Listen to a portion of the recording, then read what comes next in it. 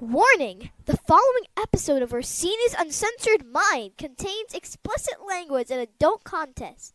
The thoughts and opinions stated on this show are reflective of AJ Orsini, the Steve Dave, and their guest exclusively.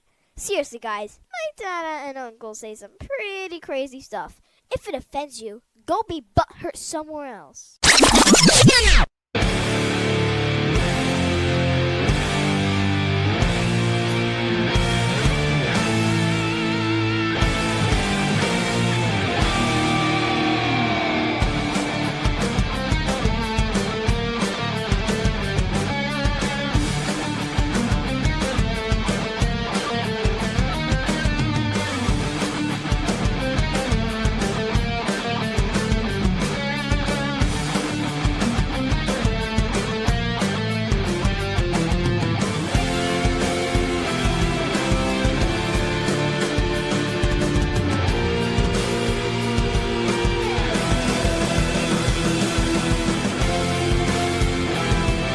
Welcome to Orsini's Uncensored Minds, and now your host, AJ Orsini with Dave.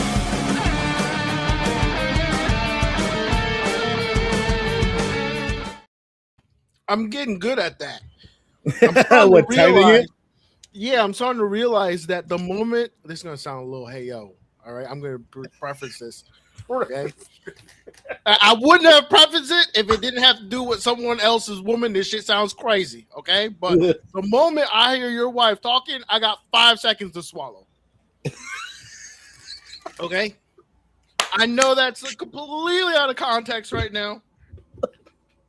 That's my cue. I know I got minus 5 seconds the moment she starts talking. I'm gonna let that one sit. Y'all can have that one. And welcome everyone. Just saying. Of Orsini's Uncensored Mind, episode 363. Normally, when my wife starts talking, I black all of it out. But yeah, we got about 5 seconds before we hit the air here. Them cameras is rolling, baby. Yeah, can't have food in my face. So we'll peel the curtain back just a sec. Guys, when we record this on Tuesday afternoon, we're both recording this after work. So like we're both like coming into the house, setting everything up, doing all this. So like there's a lot of multitasking going on. So he usually tends to eat. Like the intro's on and he's he's taking another bite and all kinds of stuff.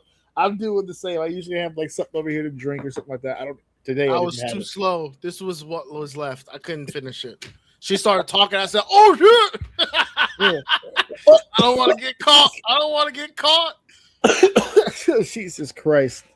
That's how you started. Let's go. Yeah, this is how we should start every episode, by insulting Steph. So we wait, what? She got a stray there. She's out here catching strays. Oh man. So yeah, welcome to another episode of Orsini's Uncensored Mind, episode 363. A lot on the docket here for today. We went with a little bit of a busier schedule because much to discuss. But really quickly, before we get into all the wrestling and we get on all the worldly news that we have to discuss here, not fairly wrestling on here. Yeah, there's enough of it. I'm distracted by the first topic. But go ahead. Yeah. Before we get into the first topic, really quickly, I got a tooth update real quick. Oh shit. I went in for the root canal. It was the day after we recorded last Tuesday. That last Wednesday, I had the appointment for the root canal, and I got 8 shots to the face with 0 root canal. You couldn't get to it or something? Or were you not numbing? I was not numbing. Now after 9? 8 shots, right? So normally what he does for me is he gives me one set of 4. He hits me at 4 different angles, boom, boom, boom, boom, gives it a minute to kick in, tells me to rinse, and then proceeds to rubber up and get ready to go, right? He get to 4. He goes, let me know if you feel any pain, which he always says. And he starts going, da-da-da-da. Everything's going great. He gets into the tooth and lightning bolt on the left side of my face. So I didn't even get a chance to say anything because obviously there's a utensil in my mouth. I just went, Real loud. And he went, okay. It feels like you since you felt something there. So let's go ahead and add a little more. So he gives me 4 more. Same spots. 2, 2, 2, 2. Leaves, comes back, goes back into the tooth, same result. He goes, well, I've already given you a couple. I don't want to give you too much. I'm going to give you 2 more. Right? So he gives me about I'm sorry. I said 4 and 4. It was 4, then it was 2. Then he gave me 2 more. That's how we got on the 8. So he gave me 2 more. He goes, I don't really want to give you any more. So let's see if this works. Gives me a minute, comes back, starts working. Ain't numb. Now, I asked him before we started because the first time I went in for the root canal, I wasn't in pain. They just knew they had to do the root canal. Everything went fine. This time, I had a cold and I was in pain. And he goes, "Oh, so you went in sick?" I went in sick out of my mind. And he was like, "Don't worry." And he still took you? Yeah. And he goes, "Don't worry, it'll numb you." It didn't numb me. COVID was not a real thing, huh? Then he recommended I go to a specialist, which he's done that before. There was another time where he couldn't numb it, so he sent me to a specialist. I actually liked the specialist, not a big deal. So when I left his office, I was like, all right, fine, I'll just talk to the specialist. But I hadn't seen the specialist in years. He's not in network anymore, so a procedure that's supposed to cost me 4 is now going to cost me 9. So I said, no, I don't want to do that. So we're looking at other options, but Steph thinks that I should go back to the same guy. Maybe you should go in, without the fucking pain. Clean it all out first before you go in there and do the whole shebang. But we're in bitter spirits today, and I think we're going to try to go that route. I'm going to call the guy tomorrow and see what we can do, because I don't think he's going to want to try it again. That's my issue about the whole thing. Me personally, so what is it? They just don't got good stuff? Like, is it just not, or are you just immune to shit? It was fine the first time. I haven't consumed that many drugs. Or are you just assuming that the pain of this one is so deep that even the numb is breaking through? I think when I went in for that root canal, I was already sitting on an infection, which is also why I think I had the illness altogether. Okay. I think the infection was doing weird shit to me, and it was just a bad time to go. I just didn't want to reschedule because I just wanted it to get done and over with. I sense that it's like a lower level than when he first put it in. So I don't want to get it down to the nub to where, because I think it's open. He just didn't do the actual root canal. Right. He just gooped it. Ugh. So I'm waiting to see what happens. So just giving you guys a heads up. If it comes up to where I may need to do something, and it may cause a reschedule. So they can't like put you to sleep or something? I kind of don't want to be put to sleep. I don't disagree with you. That's one of I don't know if it's irrational. That's one of my biggest fears. Getting put to sleep and then not waking up. I've seen not just that. I mean, not that I don't give a fuck about, but like I would be unaffected by that. I mean, it would suck for everything that's left behind, but I would be none the wiser of what's happening. Yeah. My thing is like all those videos that you see of the people like on the laughing gas or whatever, like out of it, and they're just saying random stupid shit. Yeah, I don't ever want to not be in control of my brain like that, dude. I don't like that shit. That's like a huge fear of mine. No, thank you. Nah, no mas. I'm good. So I just wanted to put that out there for people in case we have to end up either rescheduling or canceling outright. I don't know. Because the last time I went to the specialist, he did an amazing job. He was an alley-oop to go back to the dentist. The problem is that his version is very thorough, and I was in pain for a couple of days after. So I don't know how it's going to go, but we'll see. We'll see how it goes. I got a big weekend coming up this weekend. I don't want to be in a lot of pain. But we're not here to talk about the teeth. We're here to talk about the happenings of both the professional wrestling world and the news. So we have some things that we talk about. So what are we talking about on the show today? Hey, what's going to be on the show today? On the show today, we're talking about Fupas. We're bringing up the Fupa.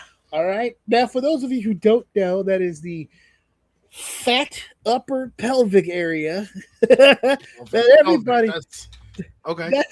That's You're right. You're not wrong. Yeah, it's actually pubic, but I like pelvic. It's pubic, but I don't like pubic. Pubic sounds like. What do you mean it's pubic? Yeah, I googled this. That's what the Google machine told me. Fat upper pubic area, but pubic sounds gross. I don't like. No, it sounds inappropriate. That's not. I've never heard that in my life. Okay, so what did you hear? Fat upper pussy. And that's probably why Google didn't give me that definition. Yeah, that's what I'm saying. Like, that's what I thought it was. Area. The A is for area, but who needs to go that far? Can right? I Like, just we're explain? Just so we're clear on the anatomy, the pussy does not go all the way up to the fucking navel. Just so we're aware. So I don't. We'll know. get into that because I have a request. A request? I think we being real loose with this. We'll get into it. What are we talking about today? Yeah. We're talking about right fupas. We're talking about fupas, and they're apparently all headed to the beach on what was the day here? July 11th. So this weekend, this Sunday, I believe more specifically. Nope, this Saturday. It's going to be Fupa season at Coney Island Beach down here in Brooklyn, New York. I am not being paid to advertise or sponsor. I'm just trying to help some Fupas out. That's it. We're gonna spread the word. Fupa lovers. Got some Fupa supporters out here. After we talk about the Fupas in our second segment, we have an epidemic, not a pandemic, an epidemic of some over hormonal teenagers running a goddamn muck all over our God-fearing fucking country of the United States of America. Teenagers, nowhere to turn, nowhere to go. The youth has been left with no choice. We just turned 250 just the other day. Just happened. The youth of America is being squandered. We're losing our youth. We have to figure out what we're going to do. We're talking about teen takeovers here on the show. Our third segment, we're going to be talking about some unpredictability. We're heading into the pro wrestling world, and Monday Night Raw took the WWE last night and just shook the ever-loving fuck out of that goddamn 8-ball and left us with some unpredictable moments. Or was it unpredictable? Was this the plan all along? We'll go ahead and get deeper into that. The Celtic Warrior, Sheamus, is going to be leaving the WWE. He only has but a finite amount of time left in his contract. He has opted not to resign. We'll get into the structure of this brand new contract that was offered to him.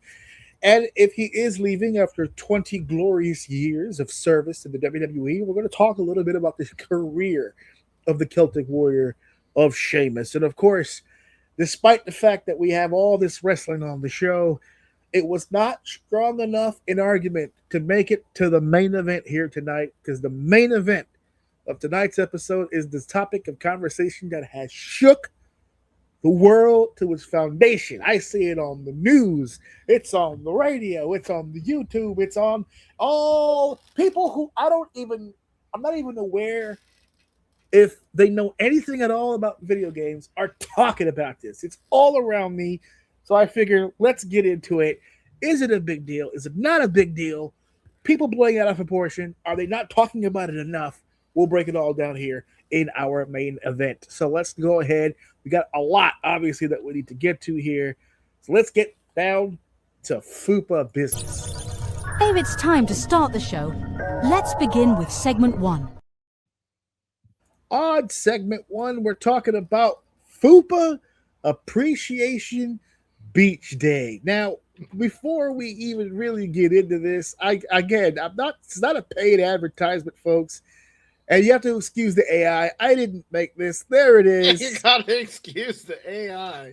Yeah, I didn't make this. This isn't mine. They put this together. I don't know if I should cover it up or. Damn, bro. We can't. Like, do we live in a world where we just automatically assume it's AI? We sure no one really just got on like Adobe Photoshop and put this together.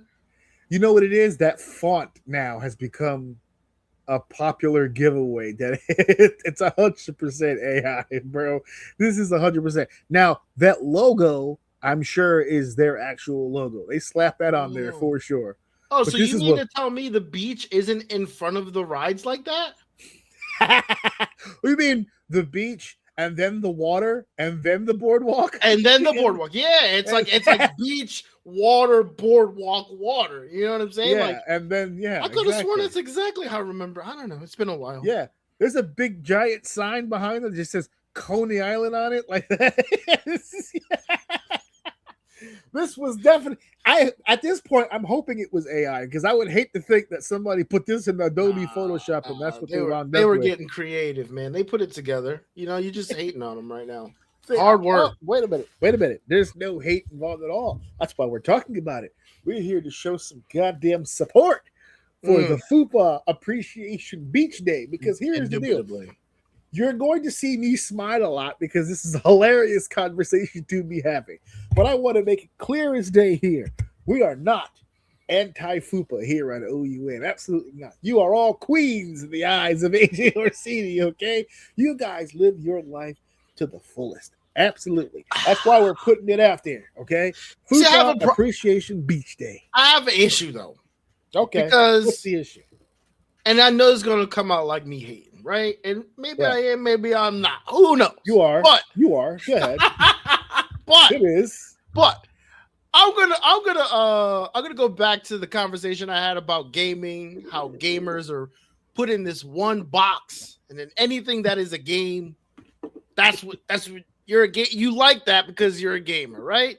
Right. I feel like that's what's happening here. I feel like there's many genres of Fupa. Okay. And I feel like I'm only seeing one representation of it. So there's levels to the this Fupa. Is like this is more like Fupa Plus or Plus Plus, what I'm saying on this flyer. And if that's what you like, that's fine. But they could have diversified that a little bit. You know what I mean? We got some Fupas that aren't plus. That's so plus. God, yeah. Damn. That has fewer A's, like the Fupa. Like there's a lot of area.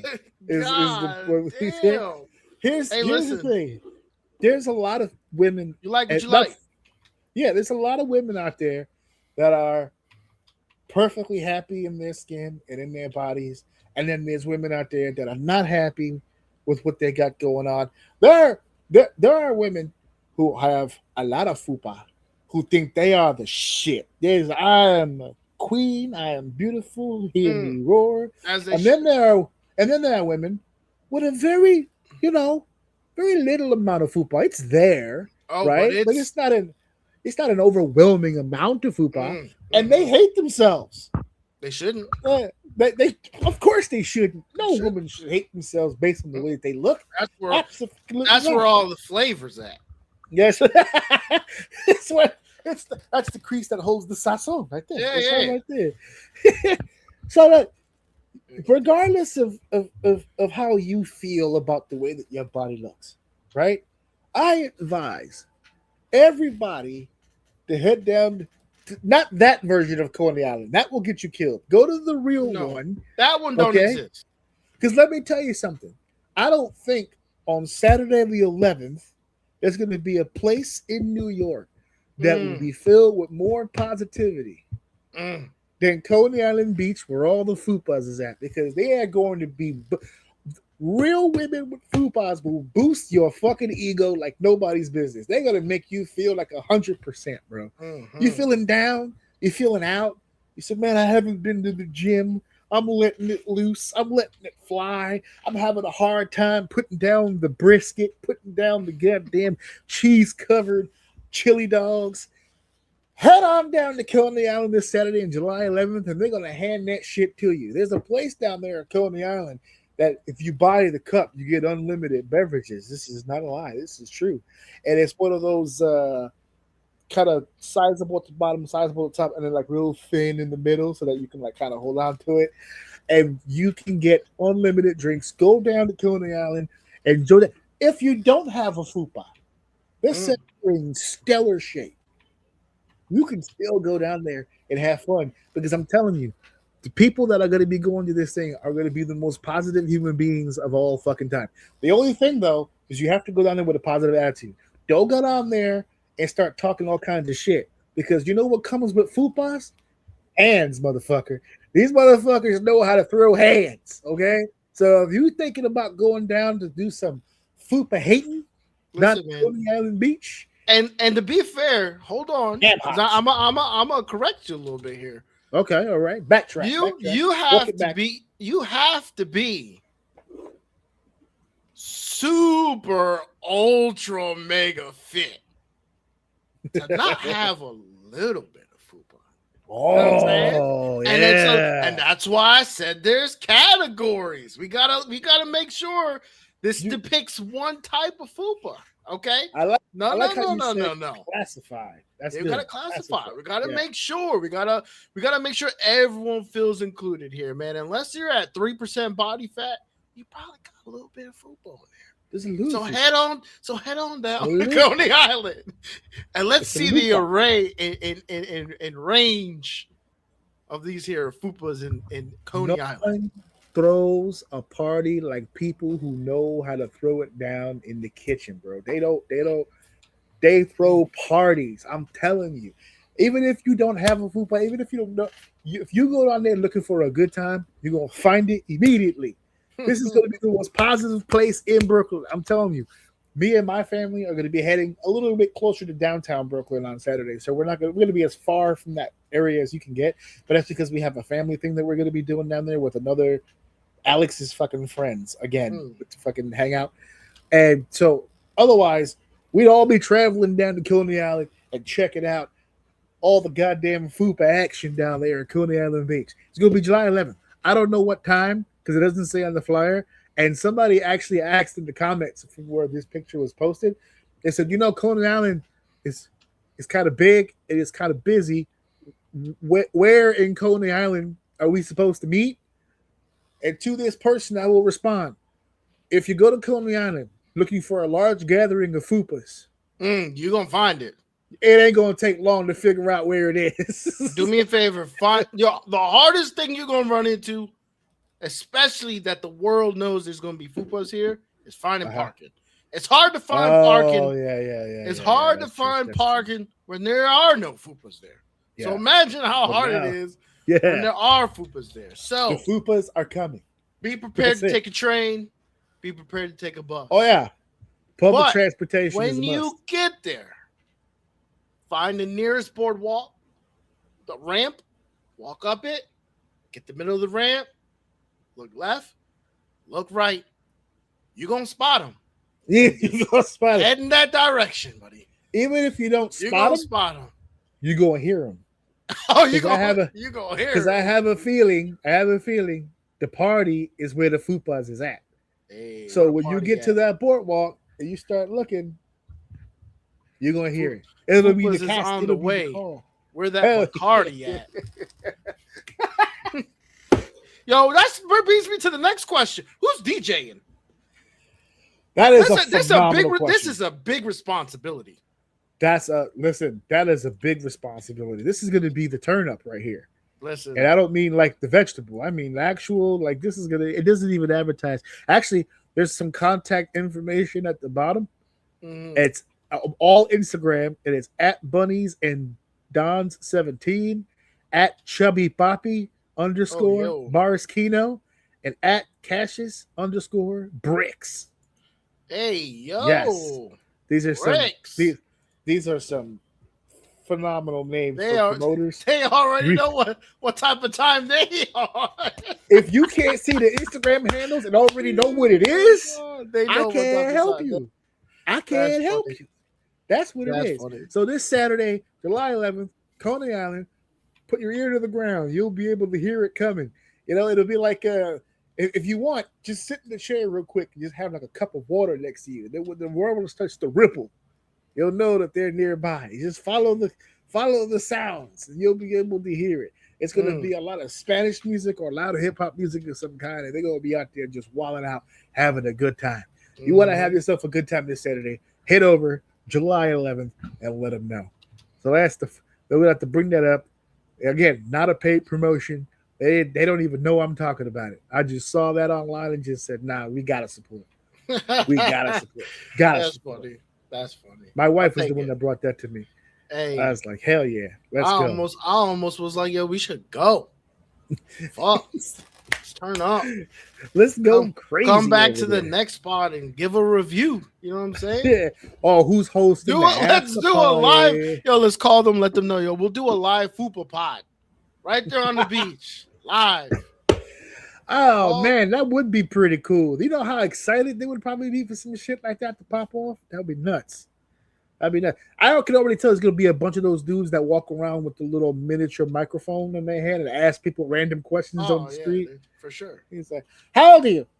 It's like, "What the fuck are you doing, bro?" Anyway, off to the next thing. Let's keep this show going. It's time for segment 2.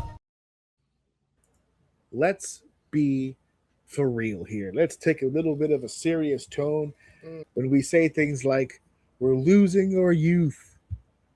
We're losing it. And I feel like every generation says that. Of course. I feel like this is a repeat episode. Everybody is like, well, what's going on with youth? What's going on with the teens in the streets? All right. There's this new fad. They call them Teen Takeovers. It's a bunch of people who actually, there's organizers. There's certain individuals that go online. They start a group chat or they start like a Facebook page or something. And they have some sort of pinpointed location where it starts out as a meetup. Once everyone starts meeting up, it travels. It's like a school of locusts or whatever that just goes through an entire community and tears a bunch of shit apart. Now, on the surface, obviously, no bueno. You don't want people getting assaulted, shot, stabbed, robbed, mugged. You don't want them graped, as the internet would have me say. You don't want all kinds of criminal activity, right? So there's a lot of people on the police side who are fed up with the bullshit and are fully prepared to start persecuting. They've instituted curfews. This is, by the way, has happened in many different areas. Virginia Beach had this. There's been instances in Florida, Texas, Chicago, here in New York. Actually, one of them took place here in Brooklyn not that long ago. That's how it kind of got on my radar in the first place. And they're looting stores. They're breaking into people's shit. It's a fucking mess, obviously. And so now it comes time for the discourse. It comes down to the conversation, right? What are we doing to prevent it? What are we doing at the root problem? But what needs to be discussed is, what is the root problem? What is causing these teenagers to just gather up together and do all kinds of ridiculous shit? Now, the first answer that I got from this, when doing the research and looking at the videos and some of the teenagers who have been a part of these things, one of the first things that they mentioned, it's just a terrible fucking reason. I don't know why. I'm gonna prefix this and let you know that everything you're about to say right now is complete bullshit. I'm not saying you're bullshit. Yeah. Both sides annoyed the fuck out of me listening to this. Yeah. So go ahead. Yeah. So one of the ones that I heard, I think it was in the video I showed you, where the first thing that seems to come out of everybody's mouth, everybody meaning the teenager side, sure. Bored seems to come up a lot. It's like, where are we supposed to go? What are we supposed to do? Now, I was under the impression, correct me if I'm wrong, didn't we have a whole podcast segment on this where we were talking about tech time? Remember, we were talking about tech time. Sure. Kids are spending too much time on the devices. They're spending too much time inside, locked in their rooms. They're not going out there and touching grass. What are they touching? So where did this problem come from? I was under the impression that all these kids were in their home vegging out on devices. Yeah, playing Fortnite. Does that mean that all of this, since all of this is happening, that all of that was also bullshit? That there are actually people outside doing shit? As a matter of fact, there's a bunch of them outside wanting to do shit with nothing to do because they're bored. Saying you have nothing to do is fucking crazy. Go ahead. Yeah. Bored was one that I heard from the teenager side. Another one that I heard from the teenager was, we don't have an acceptable outlet. I heard that one a couple of times. We don't have, the previous generation had community centers and malls and hangout areas and stuff like that, which no, not all of us had access to those things. How much time did we get to spend in a fucking mall? Not a whole lot. I don't remember spending to too be much fair, even to your point, there was a complex we lived in that had a community center in it. Yeah, in it. And that motherfucker was never open. Yeah. Never. Like, I think I was in there once, and I don't think I was supposed to be in there. Yeah, it was like I was in birthday party or some shit in there. Like, I was in there once, and that was because I found out they had a Pac-Man machine in there. No, that was another room. That big building right in front of it. Remember? So you had that apartment, but then right in front of it was like a center, with its own door. Oh yeah, the birthday parties and shit in there. Yeah. You're right. Yeah. That's crazy. They don't have an outlet. They don't have places to go. We don't have things that we can do outside. Once we go to school, once we leave school, we either go home or we find that we want to do. And so there's more, but it's along the vein of, well, what are we supposed to do, right? So then you have the adult side. You'll have obviously the adult side of this would be more of the law enforcement that has to respond to these calls. Imagine being an adult male or adult female police officer, and the phone call that you're getting is a swarm of teenagers are doing a bunch of shit. One would think that would make things a little bit more complicated when it comes to the arrest side of things, but it doesn't seem to be the case. If you look at the footage, they're tackling, they're putting knees on people. I'm seeing people pepper sprayed. I'm seeing people tased. I'm seeing people cuffed. Good. Doesn't seem to be slowing. The age of the perpetrator does not seem to be slowing any of these cops down at all whatsoever. Should they? So that's that's actually very much a part of the conversation. Yeah. Okay. If you're gonna behave like an adult and conduct adult-like, that's not even adult behavior. That's an asshole. That has nothing to do with an adult. Assholes come in layers, but the actual physical act of like assaulting someone, shooting at somebody, to me, those are very much adult behaviors. Because when you do those things, a lot of the people that conduct those crimes are prepared for what's next. These kids really don't think they're going to get in trouble because they're still technically under 18. A lot of them are, while they're getting arrested, are screaming it. I'm only 15. I'm only 15. Like it's supposed to be some sort of immunity to what it is that you're doing. And, I'm a kid. I'm a kid. You're not behaving like one. So now we find ourselves in a situation where there's two mediums, and we have to decide now which side that we land on. And I'll be honest with you, I don't really know, because as much as it is stupid to do these activities, throw them in the jail. I don't know what this fucking confusion is. We gotta stop this pussy footing. Go on there. I've watched police find the craziest shit. Find the fucking forum. Investigate who the fuck's putting it. Do it. This is the same shit. I don't have a problem. Hold on.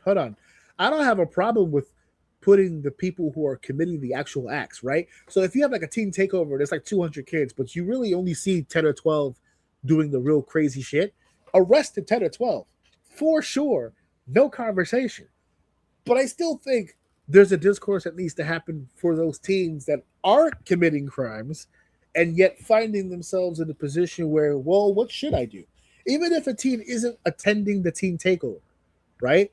There really aren't that many, at least not here in New York that I can speak of, where there are programs for kids of that age. They're in this weird, too old for daycare, but still too young to work full-time kind of area.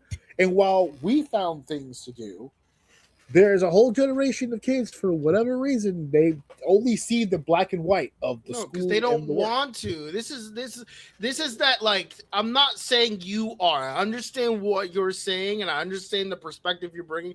This is that tiptoe bullshit that I do not fucking like. And we give kids, they're teenagers. Like, I get still, like, they are still children and they are developing minds, but they're also people who are in an age range where they're smart enough to understand words you're telling them.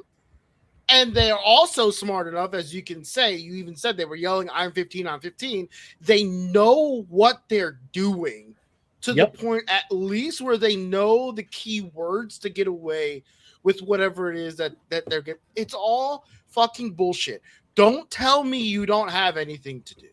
You're bored. I get it. I was told to read a book too when I was a kid, and I didn't want to fucking do it. I get that. But there's a big difference from, and I know I'm being specific because I'm a gamer, but there's a big difference between Nintendo 64 and what you have available today. And I use that as an example because I'm a gamer. That's what would be the equivalency to me. But I can say that across the board. It doesn't matter. You're a sports guy. You were big on basketball when you were younger. You're telling me there is nothing as the teenage kids that you know today, if they came up to you and said, I'm finding myself not really having something to do. I love basketball. Like, what can I do?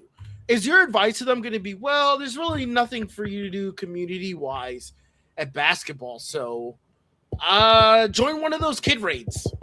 Those are fun. No, there's tons of shit they can fucking do. There's tons of shit they can do. There's tons of things they can do. It's bullshit. We're also running into a situation where if a teenager has that kind of question now, there aren't a lot of adults that give enough of a fuck to even try to answer that question. Like in your example right now is like, I don't, because you'll have it like my son does not like sports. That's off the table. But he loves games. He does have interests, arts, crafts, creating things. It's really all about finding out what that kid is into and then kind of just steering him into that direction. Not holding their hand, but just, hey, you like this? Why don't you go try that? And just go do that. There is a lot of adults, I see it every day, who don't give two fucking shits about any of these fucking kids. And I'm glad you're saying some of them are hoping they wind up at one of these tables. And I'm glad you're saying that because the only person who should care is their parents. Nobody else. But the parents are on that list. There are parents that are on that list.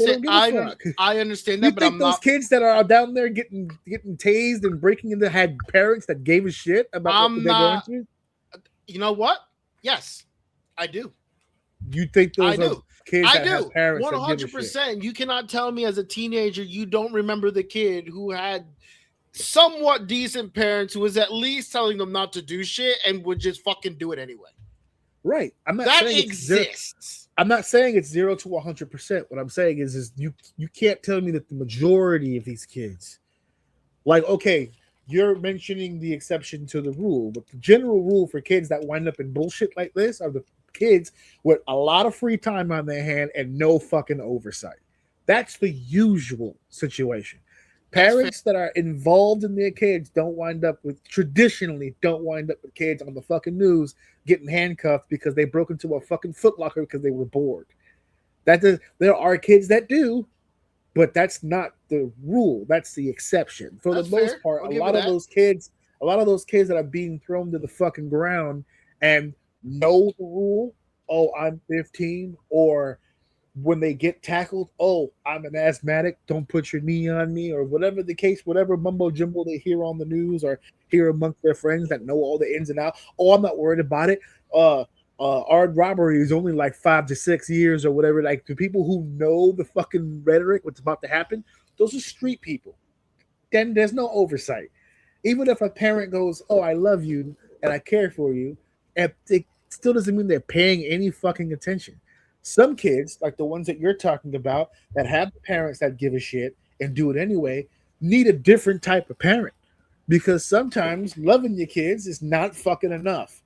Just steer them away from the fucking I bullshit. don't know. Listen, at younger ages, I'm on board with you. Uh-huh. When it comes to teenage, 17, 18, 19, starting to get to 20, there's some big kids in that group. Yeah. And they're just all aggressive. To me, at that point, nah. And I think that's the problem. I think we dance within that range where, like, technically these kids are making a decision, and but they're still close enough to where it's like, oh, well, maybe they're like, for instance, the lady in the video was like, oh, these teen get-togethers or whatever takeovers aren't always a negative thing. Sometimes they're positive. That white lady was killing me. So now I'm like, oh, that's dope. Let me see the clip of the peaceful one. Where like 50, 60 kids under a tree reading books. Like, I want to see that one. So they clip right to the next scene of some kid, like, literally these people must have just been civilians walking him. There's like 4 teenagers all rolling up on him, trying to like get him, egging him on to like fight him and stuff, so they can turn into a brawl. Like, that's all they want. No, man, fucking lock them up, dude. Lock them up. Like, how do you learn? Mate, they're just gonna keep fucking doing shit. You know why? Because if you lock them up, you're gonna have a lot of fucked up kids out here that may not be.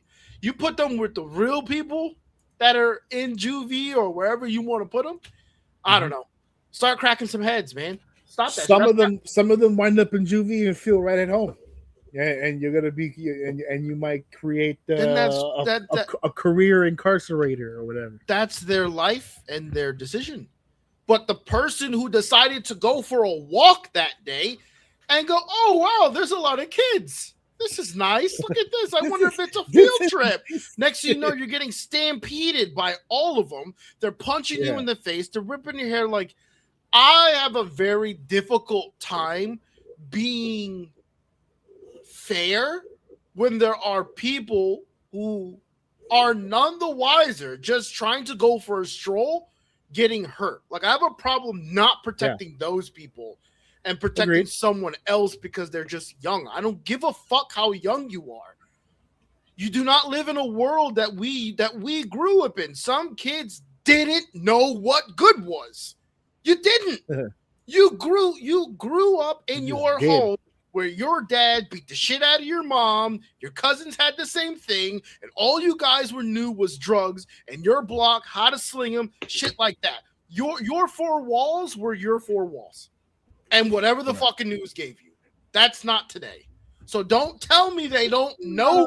I don't know if that's not today. There are a few people there are people out there that are still living that life. But bro, there are bums with cell phones. Stop it. Yeah, there's more opportunity than there was before. Yeah. There were some people that were genuinely trapped into those situations. I don't know if that's the case now.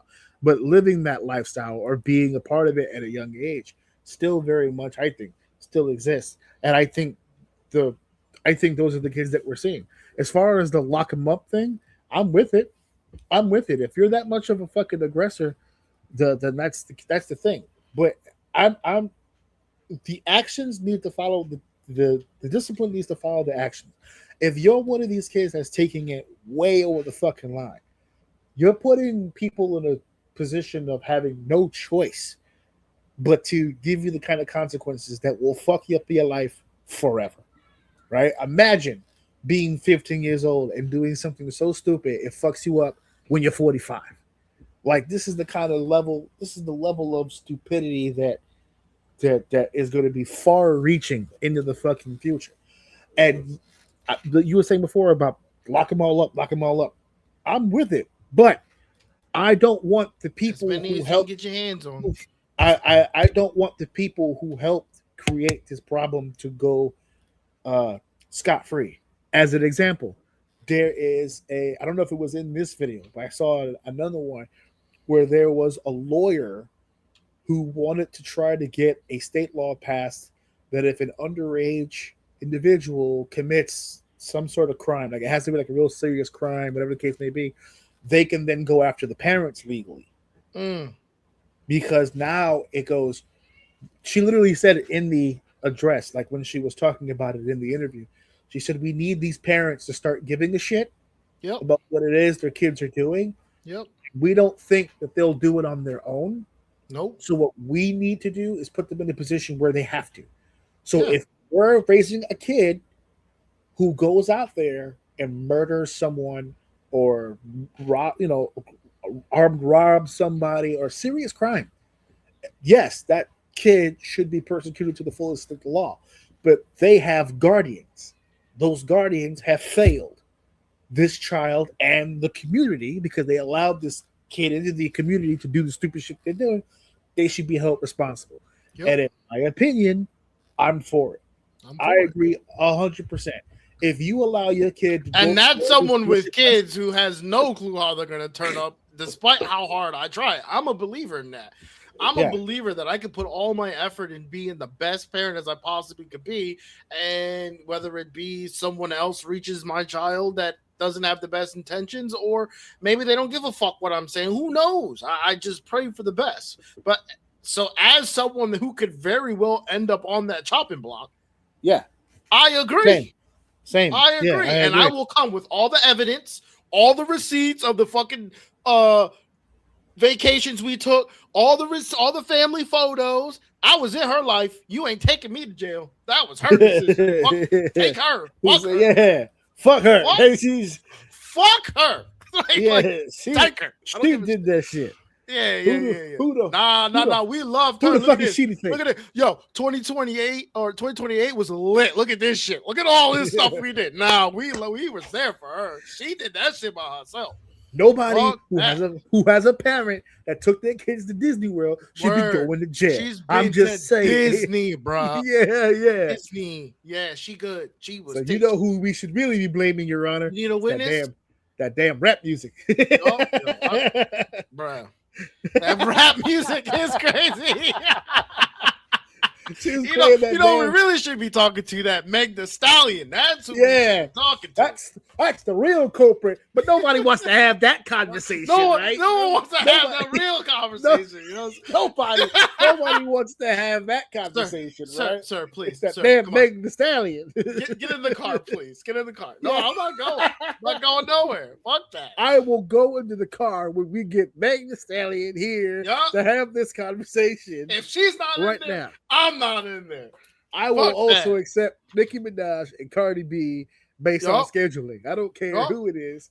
Bring one of these heifers down here because they're responsible for corrupting my little girl. Yup. Wasn't me.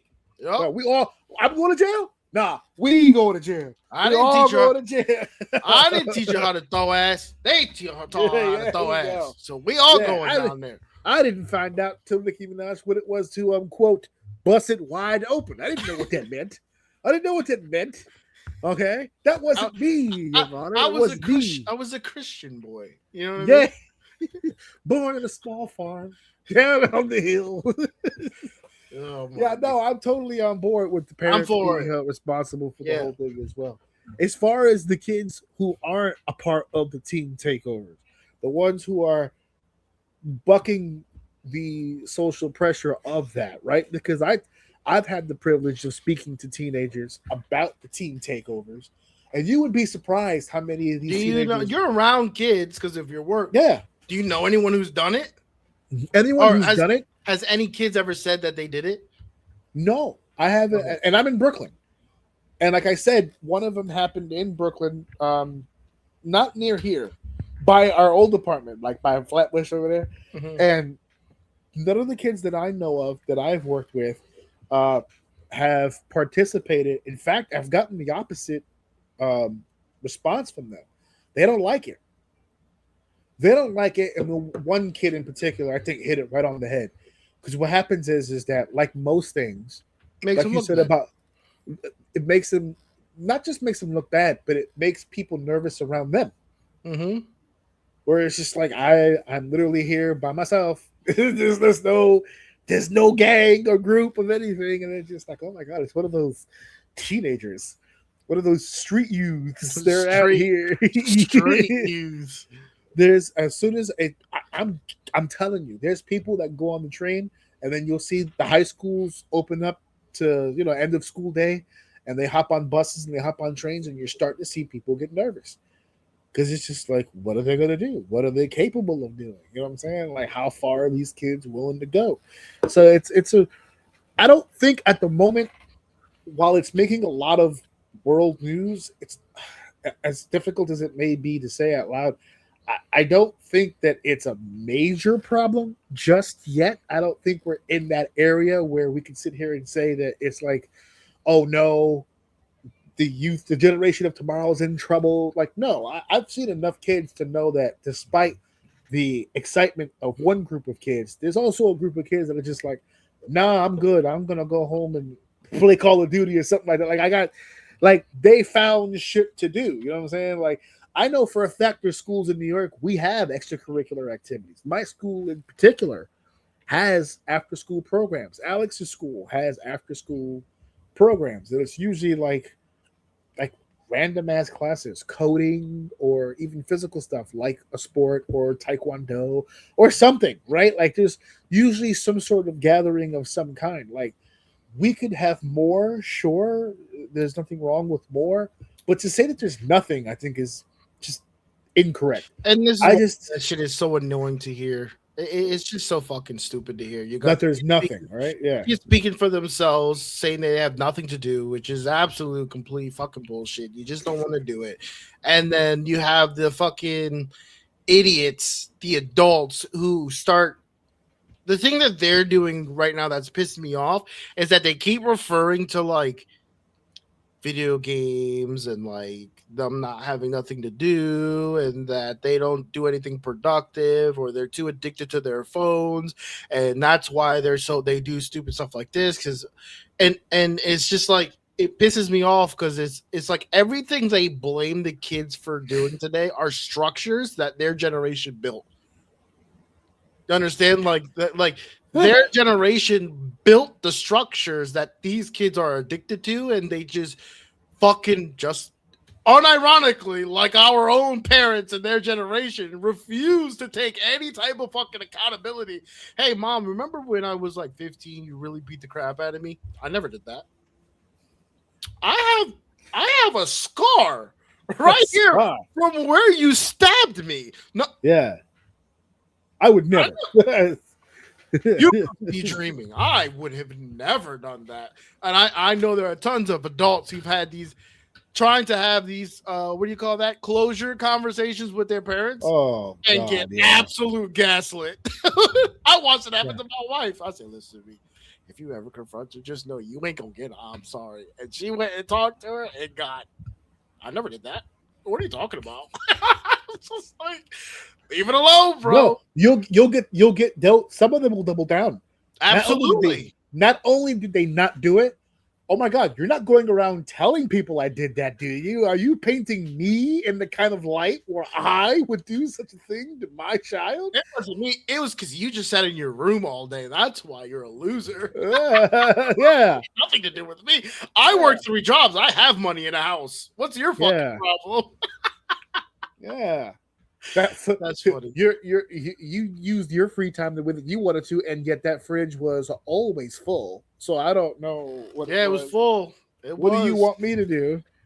You know. Oh, so man. now, yeah, that's funny. These things, I don't think we're too far gone yet, but at the same time, like, listen, this generation of teen takeovers, I'll be honest with you, isn't all that different from any other generation that had. Wasn't there one recently? In the streets? Wasn't there one like a decade or so ago where it wasn't such a large scale, but there were kids walking up to random people and like punching them until someone got shot, and then that was the last I heard of it. That was the end of that. I think they rolled up on some dude and he just killed one of them. That was it, and I'm pretty sure it just stopped.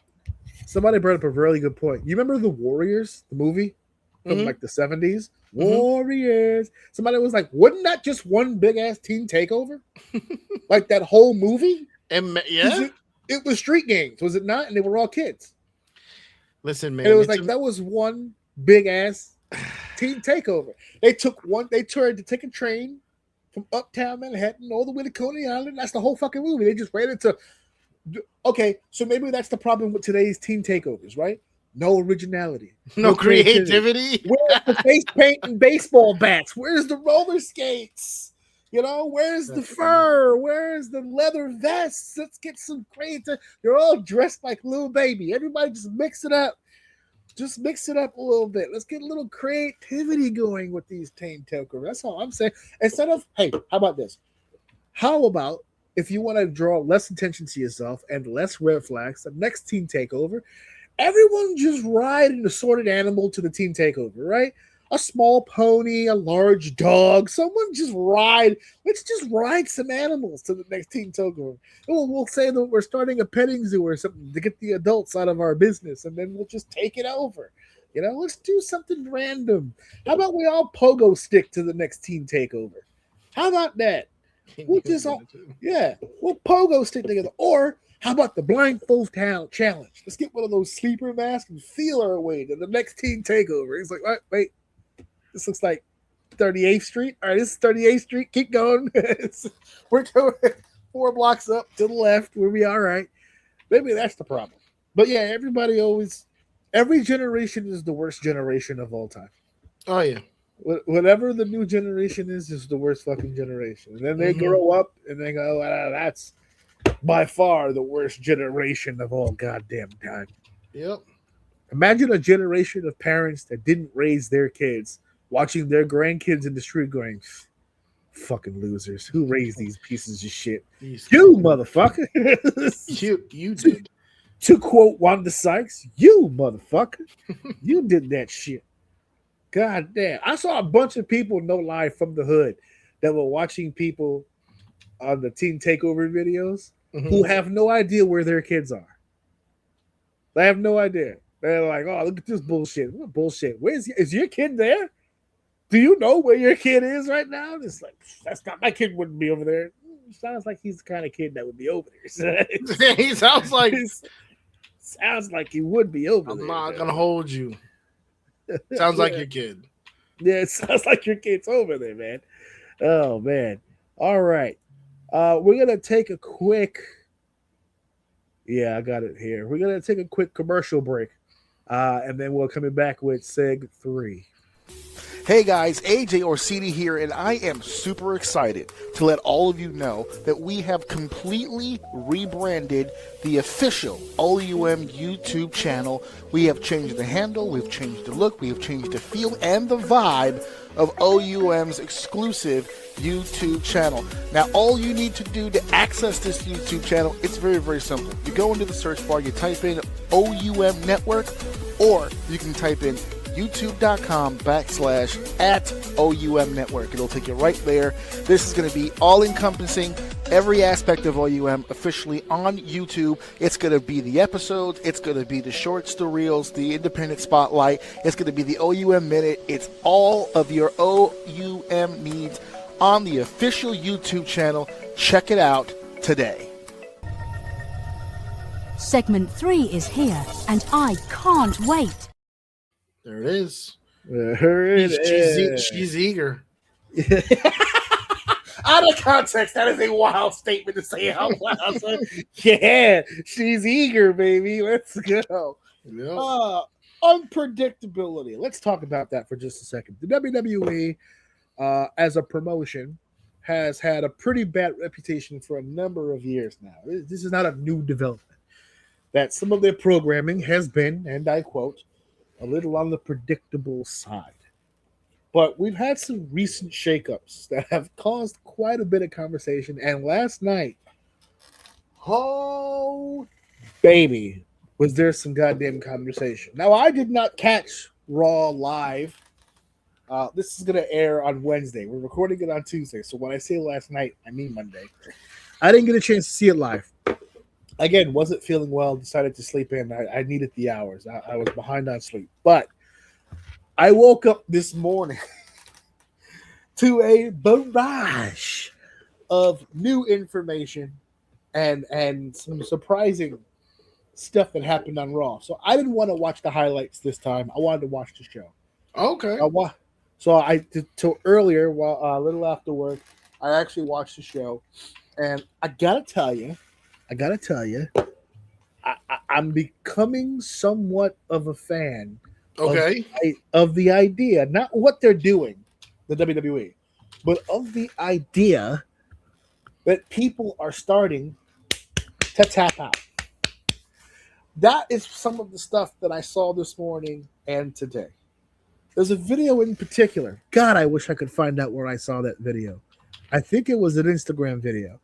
It's a one of these people that they like record themselves watching the show or whatever. Okay. So like it's like a live react thing. The show will be on. They'll react to whatever's happening. Sure. So there was this young lady. I can't play the audio, but I want to give her credit because I think she hit it right on the fucking head. I'll just double check because I think it was. I can't find it. I'm not gonna go crazy, but I think it was like Wheezing Blonde or something like that. It was some young lady who was watching Monday Night Raw. Oh, I sounded like a really old man there when I said that. Some young lady sitting in her room watching Monday Night Raw, and she's reacting to the end of Monday Night Raw. For those of you who didn't see it last night, I apologize, but it's part of the conversation. CM Punk returned to Monday Night Raw last night and defeated Sami Zayn for the WWE Championship. We don't say undisputed here on the show because it's very disputed. It's the WWE Championship, and he beat him. And Sami Zayn, now officially in the books, has had a title reign for 9 days. And in the immediate moment, her actual live reaction, obviously shock, 1, 2, 3, she couldn't believe it. Oh my God. And then one of the worst things you can do, I feel, as a reactor is have moments of like quietness. I hate that with reactors. You know, you're a reactor and you're not reacting. That's kind of like a problem for me. In this moment, it was beautiful though, because I could see it formulating in her head what she was about to say. And she could have gone one of two routes. Oh my God, CM Punk is back. And oh my God, he's WWE champion again. What a moment. She could have gone the other way. Oh, I can't believe it. This is so fucking stupid. Why would they give Sami Zayn the belt for 9 days? What was the point of taking the belt? There's either way she could have gone. She decided for option C. She went the third option, which was flat out. She goes, you know what? I'm tired. I'm tired. She goes, I'm done. I'm sick of watching wrestling through the eyes of a booker. I'm sick of watching wrestling and going, why would they do it this way? What's the point of doing this? Where are they coming from? What's the idea? She goes, you know what? I'm just fucking through. And moving forward, I'm going to watch the shows and I'm just going to do exactly that. I'm just going to watch the shows and just stop caring about the minute details of the business and blah, blah, blah, blah, blah, blah, blah, blah. And I'm not saying you can agree or disagree, but that's what wrestling companies want. Stop talking to us about the fucking business. You don't know fuck shit about the business. Just enjoy the fucking show or not enjoy the fucking show. Either way, we're learning in real time. Your thoughts and opinions about the product will not change. Oh, no. The fucking product. No. It's not going to happen. They will acknowledge you as a fan. They don't give a fuck what you have to say about any of it. Okay? So first and foremost, I got to ask you, were you surprised at all by this title change? Because I was. Not the title change. The person on whom it went to. Yes, because we had laid out. Remember last week we were patting ourselves on the back? We were like, Sammy's going to win the title. But we said Sammy was going to win the title under the impression that he was 100% going to be a transitional champ. Yep. We didn't know where specifically. We didn't know who specifically. We thought maybe at SummerSlam. They were protecting their big guy. They were about to make a move. We made a guess on who it could be. Yeah, Oba. Why, We thought it would be Oba, yeah. But take specifics out. This, I didn't think it was going to happen this fast. Yeah. But we knew this was for a reason. It was to protect people. because we want to move some stuff around, and that's inevitably what happened. To my surprise, it was because of a return in which we put the belt right. That part I don't like. But again, same thing we talked about before with our 1, 2, 3, 4, 5 guys that are up there. I think we're in like a playing field that's reasonable to me. So I may not be all. I wish they've done a little bit more of a chase with Punk. I like chase Punk rather than, not so much that I don't like having the belt Punk, but I feel like they could have done more with this. You could have gotten a story out of it, unless they obviously have more things that they don't have time for. So we gotta move this along. You had your belt, you took your bubble bath with it. Now it's time to give it back, and we're gonna move on with our story. We had a conversation, our 90s or under. We had a conversation where we thought of multiple different ways that this could go as far as Sammy's title reigns. All of our predictions were that he wasn't going to hold on to it long. We knew he would be a transitional champion. What bothers a lot of people is the aspect of the 9 days. Okay?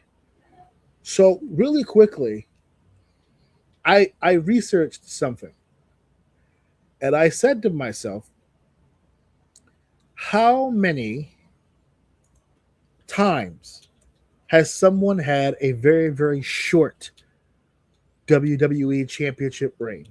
I feel like it's more than we remember.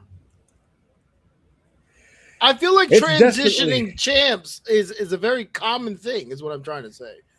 It is. It 100% is, yes. So I researched this, and I said to myself, you know what? I'm going to take this time. I'm going to look it up. So I said to myself, out of curiosity, what are the top 10, because that's why I love top 10 lists. They're so accurate.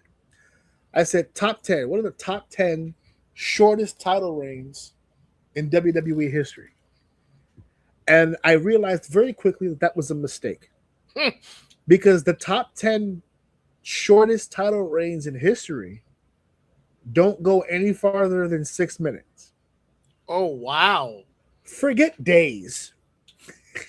Oh, so he had a great run. The top 10 aren't even past 6 minutes. Okay? Wow. Now, I know people are going to say, hey, wait a minute. That's not fair, because you're going to tell me that some of those were cash-ins, right? Money in the Bank cash-ins. And some of them are. Not all of them. There's a lot here that are not. I'm not going to go through this whole list, but the 10th one was Daniel Bryan at SummerSlam. That was a cash-in. He had the belt for 5 minutes and 25 seconds. Now, the number one guy on this list, the absolute shortest title reign in history. Yes, it was a Money in the Bank cash-in, but I don't think that this record will ever be broken, because it was Seth Rollins. Seth Rollins had the shortest title reign in WWE history. He had the belt for 10 seconds. 10 seconds. Sami Zayn, by the way, if you want to transition it to days, right? Mm-hmm. Let's leave the cash-ins out of this. Let's just do days as champion. Sami Zayn is still not the shortest, because The Miz was only WWE champion for 8 days. Hold on, length, right? So then I looked up, because the first person that came to mind for me is Kane. Kane's first title reign in 98, Stone Cold Steve Austin. He won it at the King of the Ring. He lost it back to Steve the next night on Raw, and didn't win the world title again for several years after that, right? Mick Foley had it more than 9 days. He had it for, if I'm not mistaken here, I'm doing the math in my head, 26 days. His second title reign was 20 days. His third title reign was 1 day. So Mick Foley is a 3-time WWE champion with a total of 47 days as champion. My point is this. If you look at the way that Sammy's being used right now, he is a bridge to something else. Now, you could look at that and say, hey, that's very disrespectful. He's such an amazing talent. Has been for 20 plus years. I agree with all of it. Yeah, 100% right. But when I go into wrestling schools and I talk to students, and I've had other veterans come to wrestling school to talk to me, the message is the same. Wrestling business is not designed for your dreams, your wants, your ambitions. The wrestling business is carnivorous. It feeds on meat. You've got to give it meat. You've got to give it all the meat you can give it. All the meat that it can handle, okay? It needs bodies, it needs souls, and it needs lives to exist, okay? You could spend your whole childhood wishing and wanting to be the WWE champion, and you can go through your whole teenage and 20s training nonstop, being the best in-ring wrestler, being the best promo, being all across the board, just an overall talent. It's whatever the business decides you're going to be. So if you can't accept that, you're going to have a really frustrating time in the industry. And a lot of people do. There's Sami Zayn right now. I'm promising you right now, it's probably not feeling awesome about losing the WWE Championship in 9 days. But who was that guy on the list I told you 2 seconds ago had the shortest reign of all time? Seth Rollins. You think Seth was happy about the idea of only holding a championship for 10 seconds? Let alone, by the way, I remember that cash in. Seth Rollins, for that cash in, Night of Champions, Seth Rollins was gone for a year with a knee injury. He came back and attacked Roman Reigns and challenged him for the title. He won the title, fresh off of his 1 year absence, only for Dean Ambrose to cash in 10 seconds later and beat him for the title. You think Seth's sitting there going, oh, motherfucker, God damn it. All part of the game. Patience, brother. Patience. And he would go on to become one of the best world champions in WWE today. So it's not about the moment. It's about an over-encompassing thing. And sometimes you're the guy on top. Sometimes you're the guy underneath. Seth did a whole promo last night about his history with Roman Reigns. No matter how hard we came in as the Shield as 3, and no matter how hard we worked, no matter how much time away from families we spent, no matter how much sacrificing we made, it was always going to be Roman. It was never going to be us. Seth had to shoehorn his fucking way into being a top fucking guy. And that's Seth Rollins.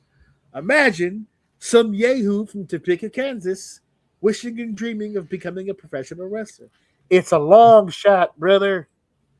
So whenever these fans get all riled up, oh, this person deserves this. This person deserves that. That's why I go back to Wheezing Blonde, because she nailed it right on the head. You know what? I'm not going to stop watching. I enjoy this shit too much. I'm just going to take the pressure and the burden of trying to figure everything out off of my soul. That's it. I'll criticize whatever I criticize. I'll support whatever I support, but I'm done sitting here trying to micromanage every decision that they're fucking making, because this is only going to get worse. They booked Sami to win the title at Night of Champions because it was in Saudi Arabia. He was never going to fucking SummerSlam. We thought there's a chance he might, especially when they did the whole Cody beat Jey Uso to be the couple, and then Oba not getting the championship match at SummerSlam. I actually thought for a split second that might actually extend the Sami Zayn deal, because I assumed the idea was Oba Femi and Sami Zayn. Right. It was reverse. He was never going to SummerSlam. No. It was never going to happen. Now it's being revealed. Now we can see it. That was never the fucking plan. They wanted the big pop in Saudi Arabia of Sammy winning the championship. Sammy gets to call himself a former WWE World Heavyweight Champion.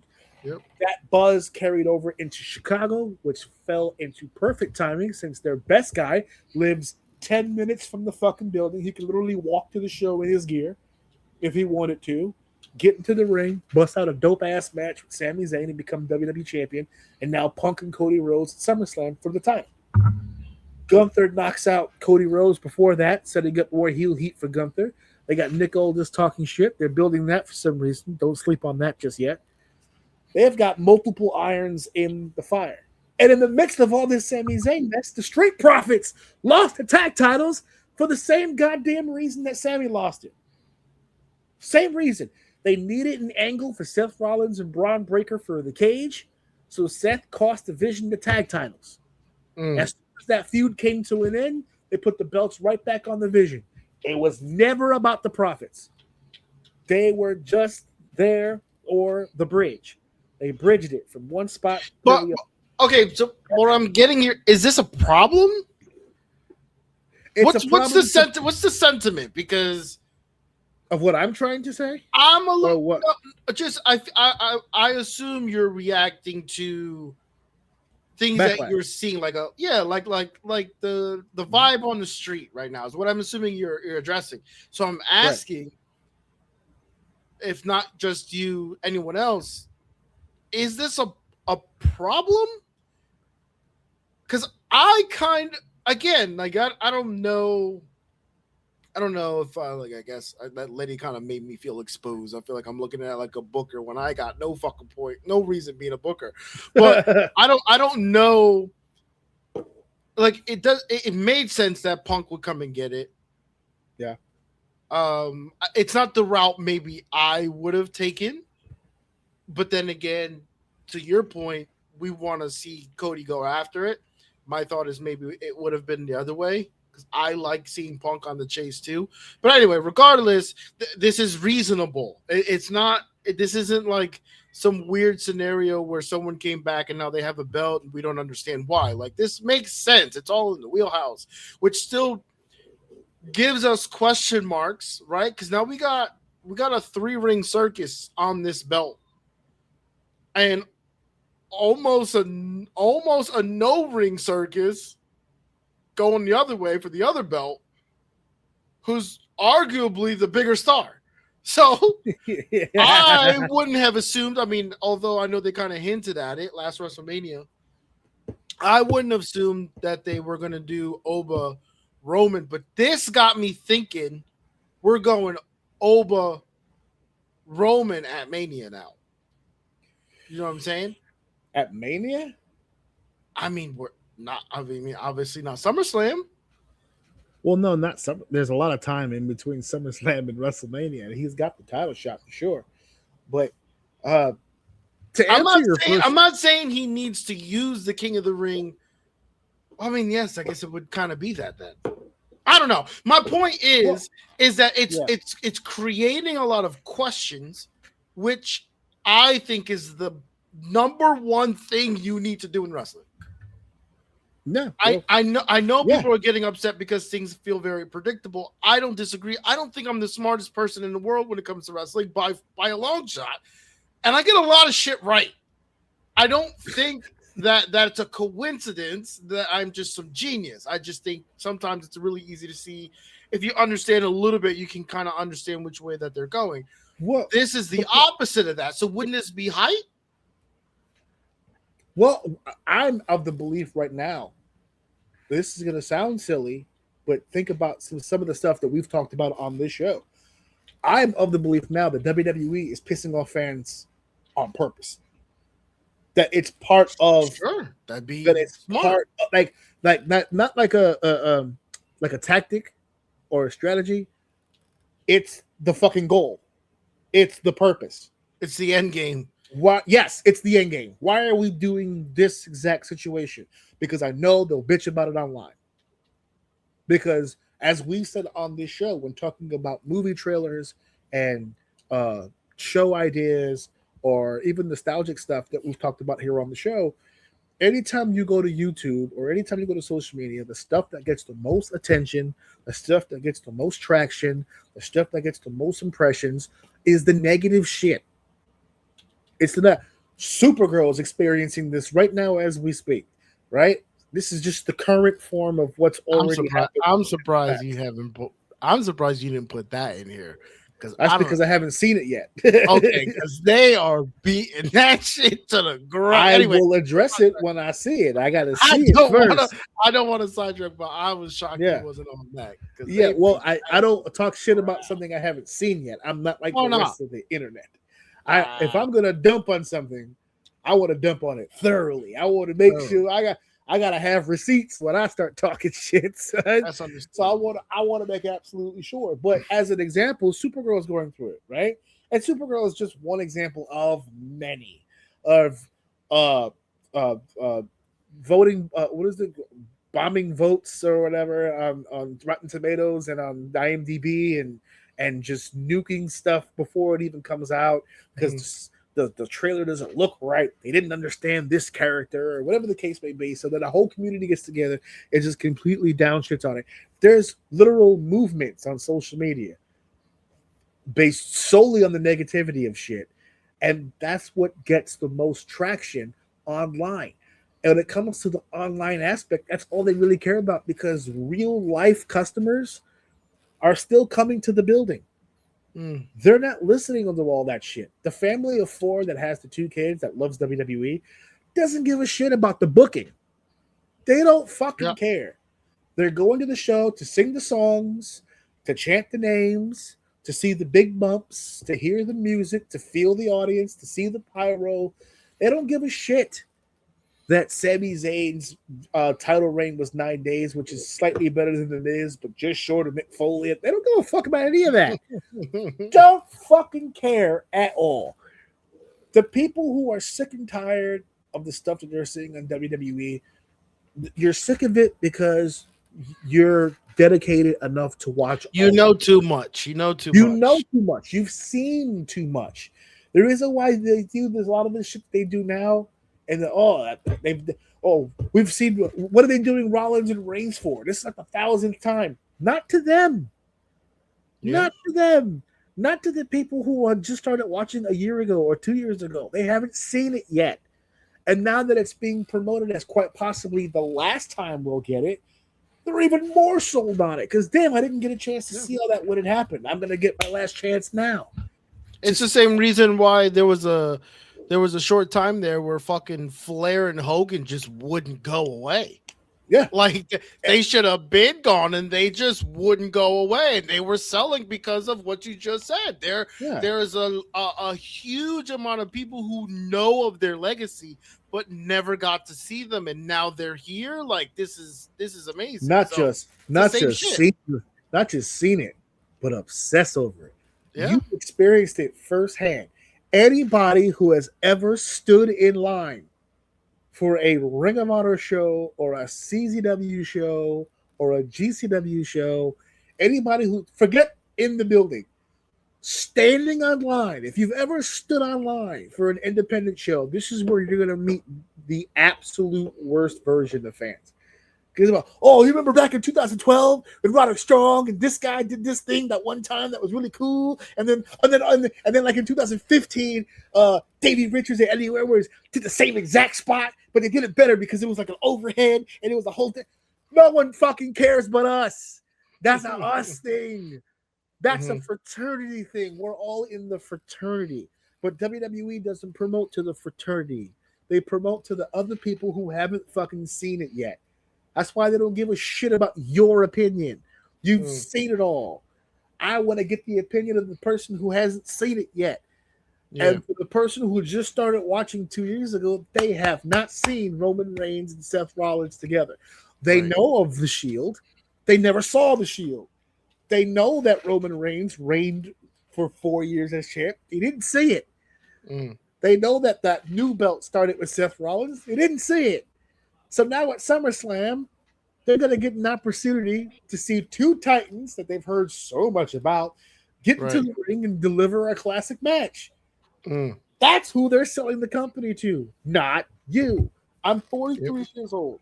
I've been watching wrestling since I was a single-digit individual. They do not market the company to me. He ain't listen. He ain't going nowhere. Yeah, We could put some egregious shit on this screen, and he ain't gonna like it. Boys, he gonna watch it. He gonna watch it. We're in a pocket now where the guy or the girl who doesn't like it and goes online and bitches about it is exactly who they're looking for now. Absolutely, because he's still gonna watch it. He's still gonna buy the shirts. He's still gonna buy the tickets, and then he's gonna go online and increase their traction. And whose traction? WWE's. It's even better. They're going to put them in a situation with them talking shit about the WWE because they're pissed off is going to get them views. Yeah. And now they're stuck in a situation where they're starting to make money talking shit. So what are you going to do? You're going to lean into it more. Step into my web. You're stuck, buddy. You're stuck. Hey, you're getting work, Mark. You're making a couple dollars off of this negative press. Guess who about to win the championship? Sammy. And we all go eat tonight. Everyone tonight. That was a fun plane ride back, but a sick car ride to the venue. I'll tell you that. and I sent you a clip of Punk when he left after WrestleMania, when he did the promo with Cody. And he said, "Now what's going to happen for me is I just got to stay ready." And then he looked at the belt and said, "Because you never know when a championship match is just going to fall out of the sky." And last night, it fell out of the fucking sky. Out of the blue, a championship match was given to CM Punk. So now people are online going, "Oh, so now he's the old guy that gets unlimited title matches and everything that Punk rallied against." They were bringing up when The Rock came back and beat him for the title. And Punk was all over the place talking about how stupid it was. As he should. He's the one that got robbed. Right. It's never good when you're the one getting screwed. That's fucking stupid. And when you're the guy in everyone... line and someone gets to the front, that guy's an asshole. But when you pull up and walk straight to the front, that's kind of lit. So I get it. I get it. The wave. I'm kind of a badass. I'm a big deal. Yeah, I'm a big deal. I was gonna say, yeah, I'm a really big deal. So now everyone's online. Oh, what a fucking hypocrite! What a sellout! How could he do this? How could he do that? Maybe. Welcome to life. Welcome to the real world. It's called evolution, baby. Of course, you know when The Rock was fucking with CM Punk's title reign and Punk didn't like it, makes total sense, right? But Rock at one point was the younger guy doing jobs to the veterans. We talked about it here. If it wasn't for one promo, The Rock was almost out of here. Yep. There was almost no Rock. Yep. You think he didn't have an opinion about people who were The Rock like him at that time? Of course he did. A ton of that locker room was out to get him the fuck out. The guy running the company right now, Triple H, was one of those guys trying to get him the fuck out. Mm-hmm. And you know who was trying to get those guys the fuck out? The generation before them. And the generation before them. That's what, you know what's going to happen? Punk did it to Sammy. Sammy will eventually rise and do it to the next guy. Then that guy is going to rise and do it to the next guy. It's not being a hypocrite when you're just following the breadcrumbs. All right? Yes. When you're going, it's like when people said, well, he sold out because he started kissing ass about the trip to Saudi Arabia. And, okay. But when he wasn't going to Saudi Arabia and getting millions of dollars for one single appearance, it was a bullshit trip. But when the check clears, all of a sudden that flight is comfortable as fuck. Hey, listen. And no one understands what that's like until the check clears. Imagine Everyone has principles until that 7 figures hits the 8. Imagine being a warehouse worker and being a forklift driver, and you do it every single day, routinely. You're the best of the best. Then you get a phone call. They say, "Hey man, I got a truck coming in over here in Dubai. Can you come unload it for me? I'm gonna give you $2 million to do it." Yeah. Hey, yo, Yeah. I'm selling out like a motherfucker. Yo, I'll be back next week. No, and the whole floor. And the whole floor. Oh, Sell he's out. selling Yup. out. Oh, look at big he's money. dope. Big Look at- money. yeah. Oh, Selling your this fucking soul. guy. You're selling your Yeah. soul. That's broke people behavior. I'm gonna say it to my broke people behavior. Okay, that's what that is. That's what happens. I know they're saying, AJ, no way you're talking like this. I already said it the first time we talked about Saudi Arabia. That check hits the account. That's it. Assalamu alaikum, my brother. I'm heading over to the goddamn desert. That's it. It's a done deal. What you talking about? We're talking about generational wealth, my guy. Everybody has principles until the check clears. Everybody. There's a few people I've seen in history. The very few people stick to that bullshit when the situation changes. Everybody's allowed to change their fucking mind, bro. That's it. I would love to meet the 50-year-old who kept his principles from when he was 18 all the way up to 50. I'd love to meet one. Because I don't think you're gonna fucking find one. Because one of two things happens to these individuals. They got super poor and they had to survive, and shit changed. Or they got super rich and their parameters changed. So everything got different. Okay? I don't know, man. I don't like people when I'm online at the amusement park. I get mad at the people who bought the fast pass. And then one day, I bought a fast pass. And then you was like, okay, I get it. Loki, the looks of the people's face when you walk by them is worth the price. So my God. You were feeding him when they walked past. They were like, yo, look at these people. They fucking mad. Don't let the poor people affect your confidence, honey. Let's just go to the front like we're supposed to be. Keep your posture up. You good. Yeah. You frowning too much for a brokey. You need to keep that energy for work tomorrow, homie.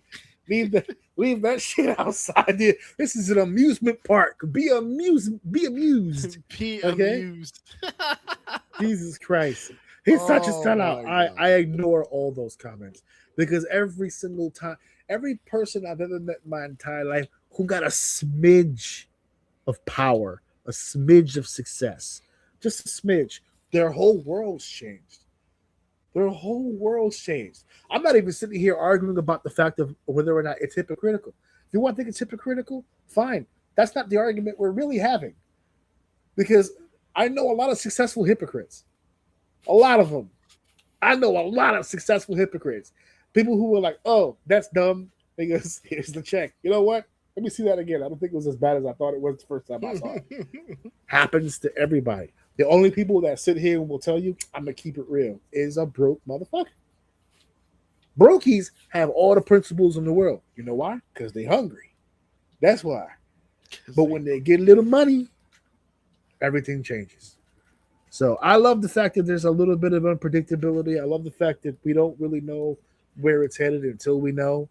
We kind of had an idea that there would be a big title match at SummerSlam. This was not the match we thought it was going to be, but it is what it is. Punk and Cody Rhodes.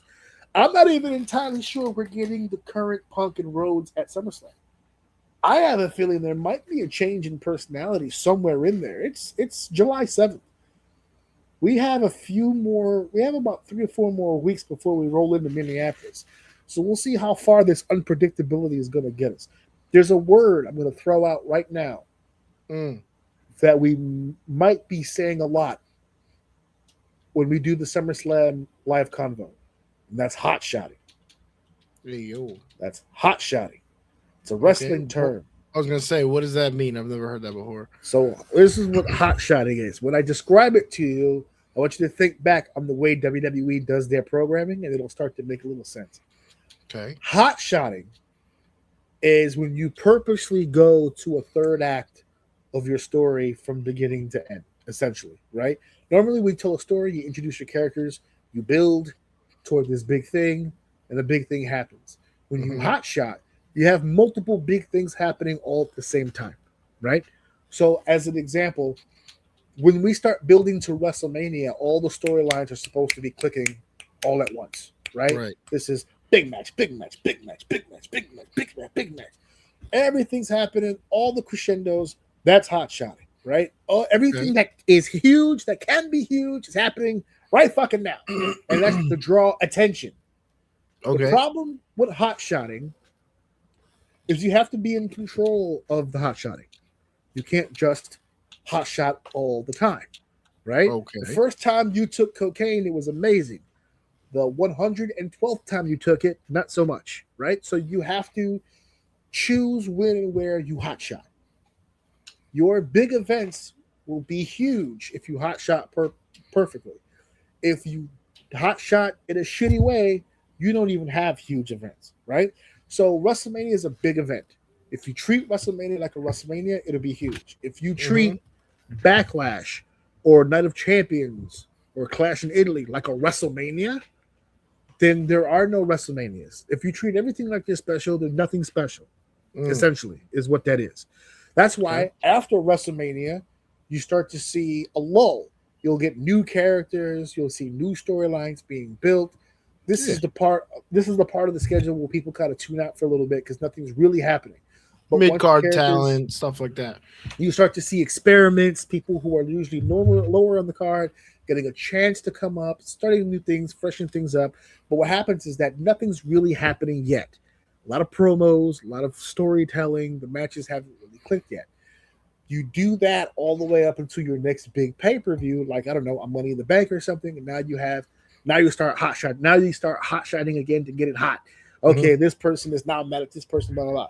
SummerSlam's a big show. I would assume we're going to start hot shotting. Everything's going to start firing up. Lesnar and Oba, Rollins and Reigns, Punk and Cody Rhodes. These are some of the biggest names in the business. We're going to start seeing full-on confrontations, battles. This show, Monday Night Raw, felt like a hot shot program. Opens up with the walkthrough. Then Sami Zayn comes through the garage. We go from Cody Rhodes to Sami Zayn to a confrontation with Cody Rhodes. Gunther enters and beats up Cody Rhodes. As they're beating up Cody Rhodes, he confronts Sami Zayn. The general managers get into it. It's chaos. It's madness. It's energy. Everything's happening right now. And while they're at the peak of the intro, burn it down. All hype. All energy. Here comes the top guy. And it's coming for 2 hours. It's just keep fucking going. That's hot shotting.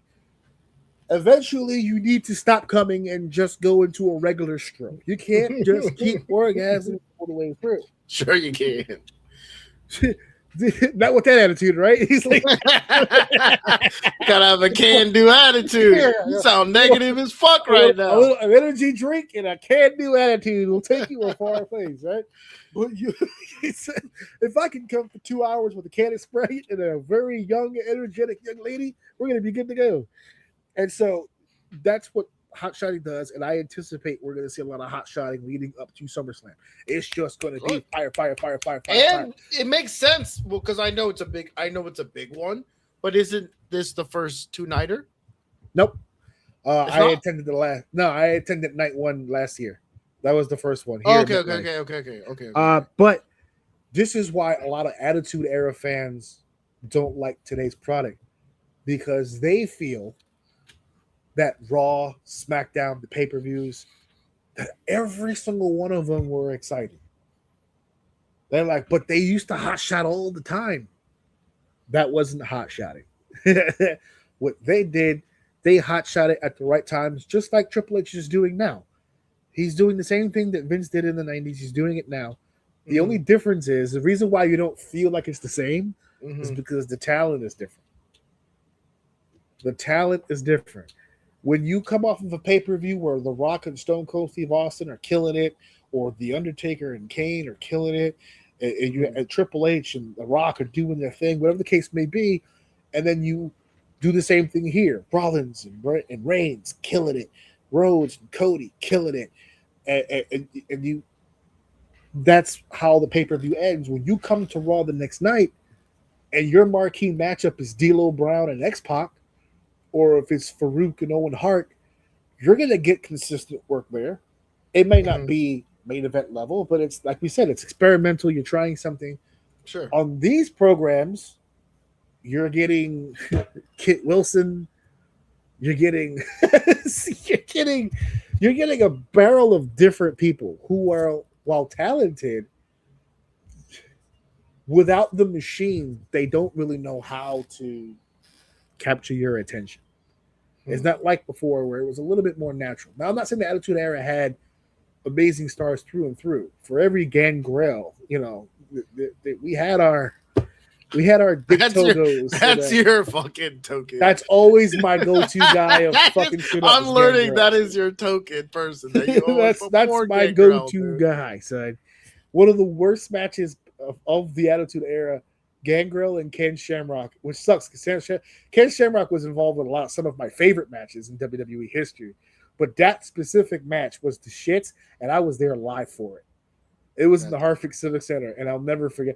And the only cool part about that is that it was interrupted by Chris Jericho, who was debuting for the first time.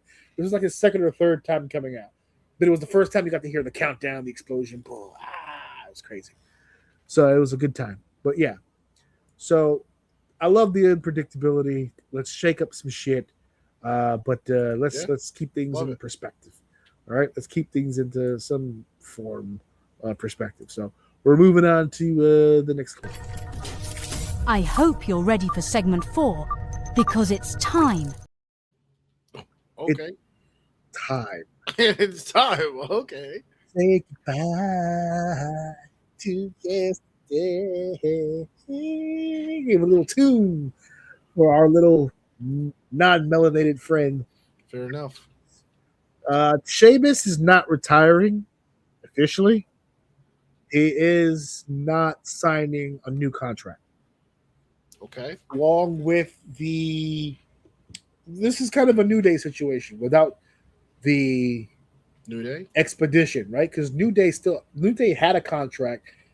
They just didn't want to renegotiate. It turned into a thing and they left. Sheamus' contract is coming up.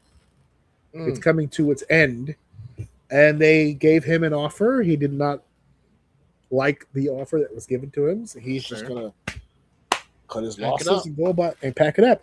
Hey, 20 years in the WWE ain't nothing to sniff at, baby. That is a hell of a run.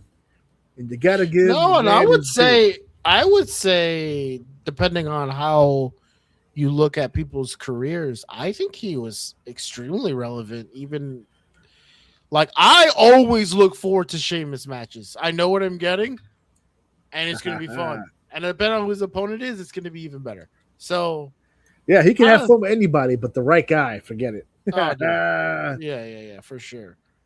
So Sheamus is a curious case because they believed in Sheamus very early in his career. Very early. A lot of people were impressed with Sheamus the minute he walked in the door. Technically speaking, his career began like 05, 06 or something like that. No, not 05, 06, even before that. I think like 2002, 2003, something like that. He was with a company called Irish Whip Wrestling. He was their champion a couple of times. And he was picked up pretty quick. I don't even know like who it was that recruited him, but he was one of those European guys that everybody was kind of looking at. Wade Barrett. There was a number of guys at that time that were getting some real looks. He was their champion a bunch. He went to Florida Championship Wrestling. So this is before NXT. This was the Steve Kern days of down in Florida. And he was champion down there. I mean, they had this guy fucking pegged for success almost immediately. I remember at the time when he got picked up he went to the ECW brand when they were just basically wiping their ass with that whole thing. That's the one part of the WWE ECW show that I think sometimes get lost in the shuffle. Because ECW gave us Sheamus, but that ECW also obviously gave us Punk, gave us Bobby Lashley, gave us Kofi Kingston. It gave us it gave Christian his first world championship. Technically on paper, I know a lot of people don't acknowledge that one. They acknowledge the real world heavyweight championship, but he was the champion for ECW. It really was kind of a cool brand if you change the letters. If you change the letters, it would have been something even better. But Right. Sheamus was a part of that, and then the eventual call up. And I don't know if you remember this, but within his he was only on the roster, I think, for a few months. I remember they built him up as like this big monster when he came in, and then he came in and immediately had a match with like Triple H at WrestleMania. That he didn't win, but like it was the fact like here comes this kid straight out of fucking Florida Championship Wrestling. He's wrestling the game at WrestleMania and kicking his ass pretty fucking good too. If you watch that match back, he beat the Tito the shit out of Triple H. He sold for him pretty fucking good. And that was the moment I realized the workout buddy shtick. If you start working out with Triple H, you get an opportunity. It's the Dave Bautista code strategy there. It's like you start lifting with Triple H, and Triple H goes, "This man can lift. Book him." It's just that simple. It's just that simple. He defeated John Cena within the first year of the WWE on the main roster and became WWE champion. And that was the moment he got on my wife's shit list. She was never a Sheamus fan after that. She'll admit that he's had some bangers for sure, but like she doesn't have like he who shall not be named heat with him. But Sure. She didn't like the fact that he won the title so goddamn fast. It bothered her a little bit. Like that's fast to be the WWE champion like 6 months in or whatever the case may be. That's pretty fucking crazy. And then I said, well, babe, I mean, Lesnar did it in 4 months. That's Lesnar, bro. Like it's Lesnar, though. It's Lesnar. You know what I'm saying? Like He gets away with it, right?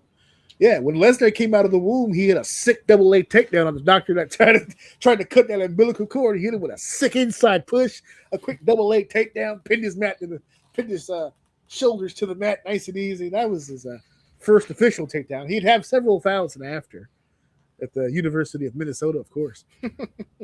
And so I mean, his resume is what it is: 3-time WWE champion, 1-time World Heavyweight champion, 3-time US champ, 4-time Raw Tag Team Champion, SmackDown Tag Team Champion, 2010 King of the Ring, 2015 Money in the Bank, 2012 Royal Rumble. One of those short title reigns that I told you about was Daniel Bryan. He had what was it? It was like 18 seconds. He defended the championship in the opener of WrestleMania and only lasted 18 seconds when Sheamus gave him the big boot. And 1, 2, 3. Sheamus holds the record for fastest world title win in WrestleMania history at 18 seconds.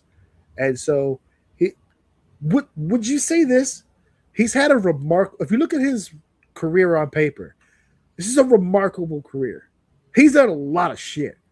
But would you say that he was like would you put him in the conversation of like real players in WWE? Was he ever like one of those guys where you looked at him like, that's, he's on pace to be in the face of the company. This guy's like the guy in the WWE. I don't know if I put him there. He's on if I'm booking, he's on my card every night. He's a guaranteed banger. No pun intended. Okay. But like, do you look at Sheamus and go like through all those years, like top guy? That's a main event player right there. I don't know. And somebody did. Well, the right people did for sure. Yeah.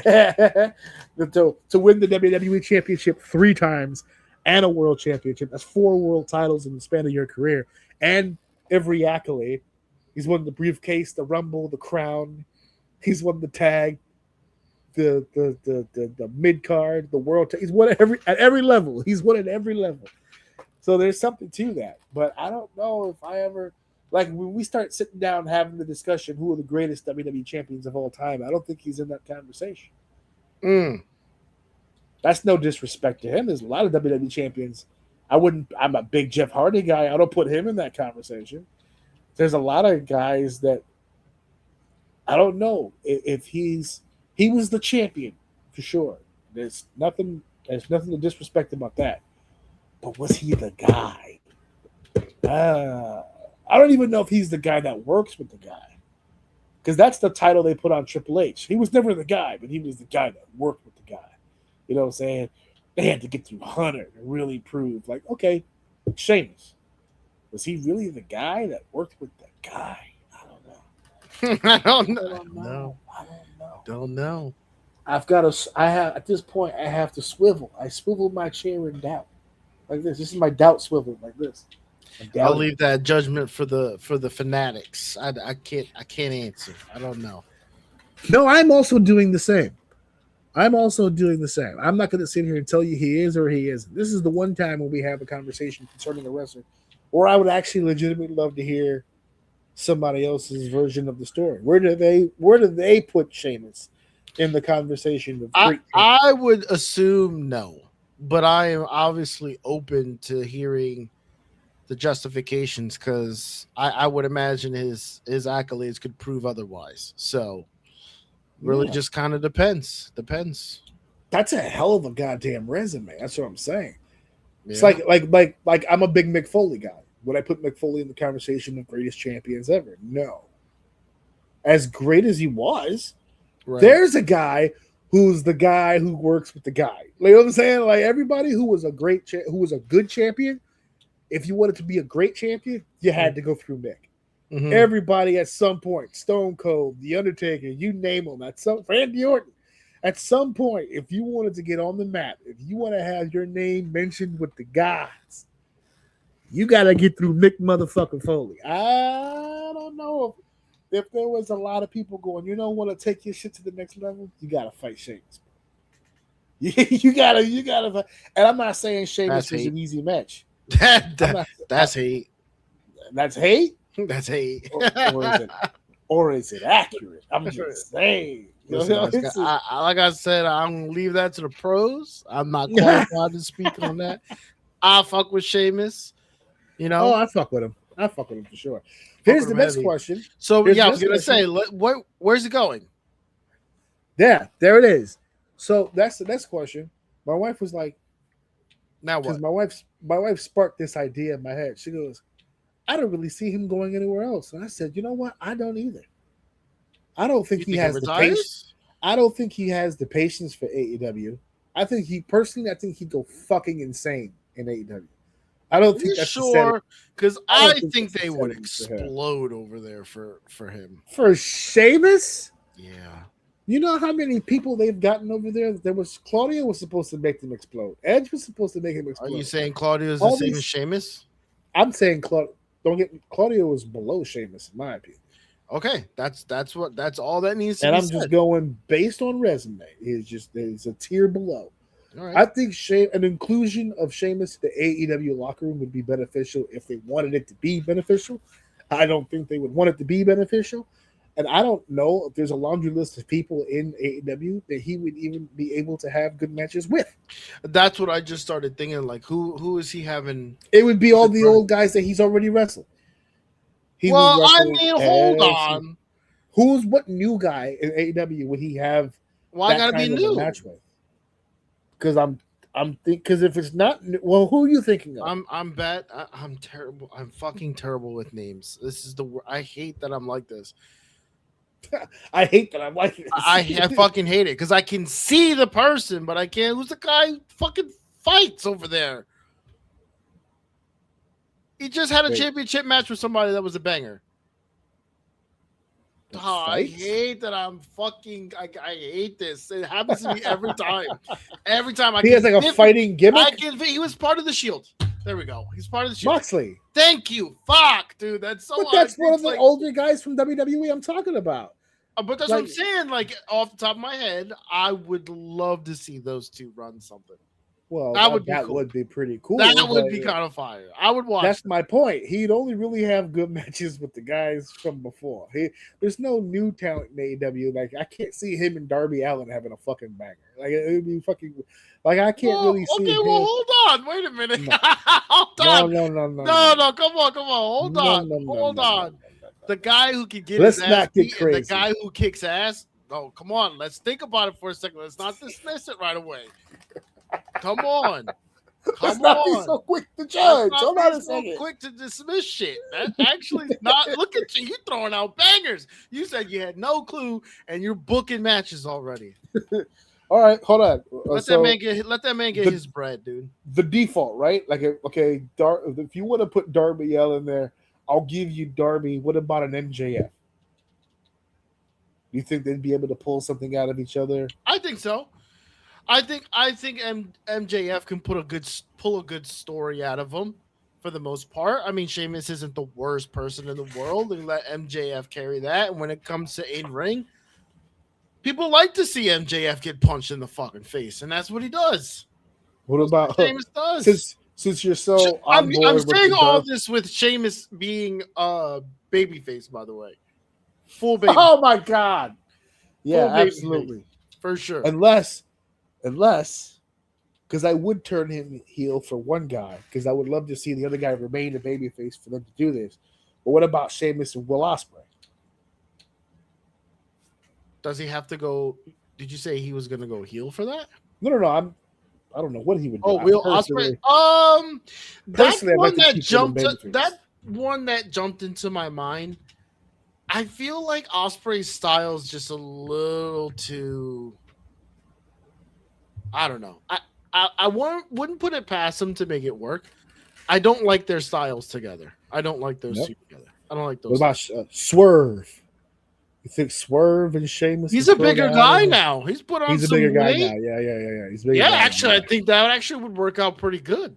He got a little girth to him. Little girth. I like little girth that. to him. I'm not opposed to that. That wouldn't be bad. That wouldn't be bad at all. I'm trying to think of more main event level talent that he, because he's not. Listen, if you're getting Sheamus, you're not putting him in the undercard, which is hilarious now that I think about it. Because I'm talking about AEW. There is no undercard, right? And the guy who opened the match could be in the main event. Tomorrow. There's a fucking undercard. And there's what the difference between WWE and AEW is that you see their undercard every fucking night. Wild idea. Wild Every idea. fucking night. Ready? Sheamus, Mark Briscoe. Not opposed to that either. That's a fight. That's a fight. Yeah, I was gonna say that's a fight. That's a fight. Okay. Sheamus and anyone on that card who can fight is a Tommaso giver. Ciampa and Sheamus. Ooh, that would be Yeah. that would be good too. Dude, see, listen, you jumped to conclusion. Dude. He got reasons to go. Aside from that bread, he's got the accolades to get paid. He's got. He's got the resume. Yeah, you're gonna have to pay me for sure. And there's enough talent that we just said that he can give them some matches for that money. I'm just saying. Ooh, Sheamus and Bobby Lashley. I've seen that one before. Sheamus and Shelton Benjamin. Nah, how about that? Hey, Now listen, man. I'm just throwing names out there. I now. ain't just Sheamus and Kip Sabian. There we are. There's a banger for you right there. Ooh, Sheamus and Ricochet. I was just gonna say Ricochet. Yeah, I was just gonna say it. Sheamus and Ricochet. Finally, we'll close the chapter on this long-awaited rivalry. Yeah, right. Oh shit! All right, we're heading into our main event. It is now time for the main event of the evening. And now the moment Dave has been waiting for.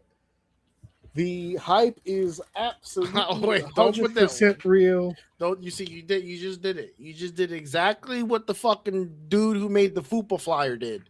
Okay, you just looped me in to something that ain't got fucking shit to do with me. Just because it's fucking games. Get out of here, dude. No, it's not about the fact that it's games. It's the fact that the minute I brought this up, you just rolled your eyes. Like right. The minute that it's got nothing to do with this being a video game conversation. The reason why I put this specifically in the main event slot, and this is the main conversation of discourse, is because I personally feel like there's more feelings being hurt than actual bad business. I feel like there's. I'll let you explain what's happening first before I jump off a bridge here. Well, the only thing that really needs to be described here, and I'm going to go ahead and I'm going to put it up because I don't want everybody to sit here and look at me like I'm some sort of an idiot, right? This is the situation here, and I'll take this hide button down for just a second so that everybody can see what this says here. So this was a release here by Sony. And Sid Schumann here. He's the senior director in Sony Interactive Entertainment Content Communications. He's the ECC over at Sony. So the headline, obviously, in response to shifting trends and consumer preferences, new games will be released on PlayStation Store and at retailers in digital formats only. As consumers' preferences and the broader entertainment industry continue to shift away from physical disc to digital, physical game disc production for all new games releasing on PlayStation consoles will be discontinued starting January 2028. Following this date, new games will be available on PlayStation Store and at retailers in digital formats only. This transition has no impact on games that are already released or will be releasing prior to January 2028 in disc format. This is a natural direction for Sony Interactive Entertainment to adapt to consumer trends as the general preference for digital media significantly outpaces physical discs. The transition will enable us to align more closely with how most of our community prefers to access and play games today. We'll continue to prioritize our resources to drive innovation and how players can access games and provide choices as to where players prefer to purchase new games, whether that's at retailers or PlayStation Store. We remain committed to delivering a world-class gaming experience to our fans, and we thank you for the continued support. And that last line that you can't see because of my ticker just says, for important updates on PlayStation Store for PS3 and PS Vita announced today, please click here. So that's basically the run-of-the-mill, the rundown right there, the whole role of what's going down. The physical aspect of games will be disappearing as of January 28th. You are still going to have the cases in retail stores, but it'll just basically be a code inside the actual box. Can I just say, as a novice of the rule, why do I feel like I know exactly what the fuck you're about to ask? Go ahead, ask. Oh, I'm not going to ask anything. I'm not going to ask a question. Okay. I'm going to ask a question. I'm going to make a statement here, and maybe I'm wrong because every form of entertainment has its own kind of select fan base, right? Sure. They all have their own little traditions and their own little things that they have to, that they do. But I don't entirely think that this is a wrong decision to make. Now, I've seen the videos, right? I can't believe they're doing this. You don't own anything. You're not going to be able to own the game anymore. I get that, right? Mm-hmm. But aren't we kind of already there? I experienced something like this recently, right? Me and my wife, we do our own taxes.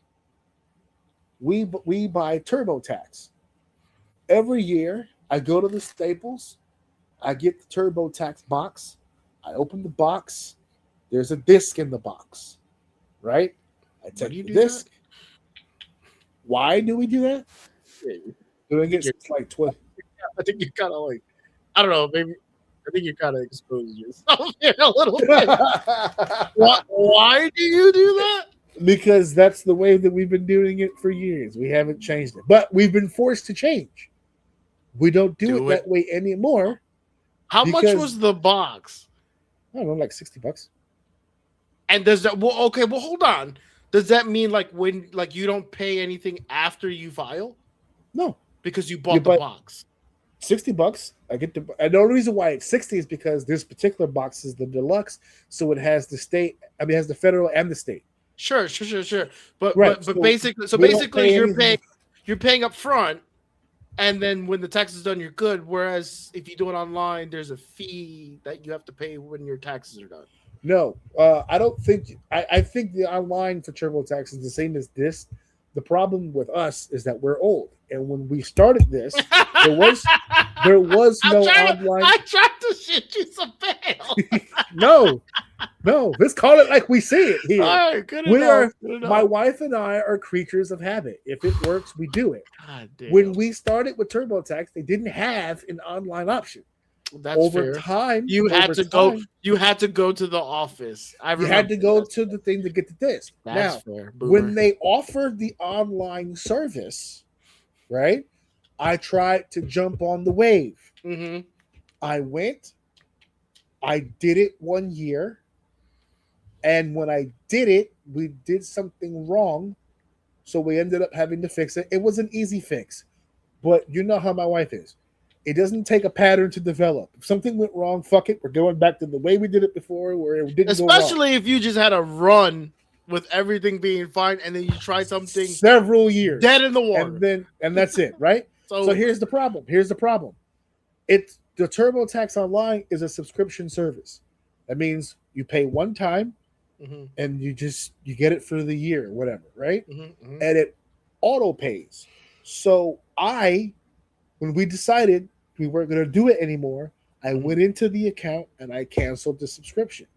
I had a receipt for it and everything. I canceled the subscription. Come April the following year, they charged me again for it. So we called, we complained. They gave us the money back. I said, "Is it canceled?" They said, "Yes."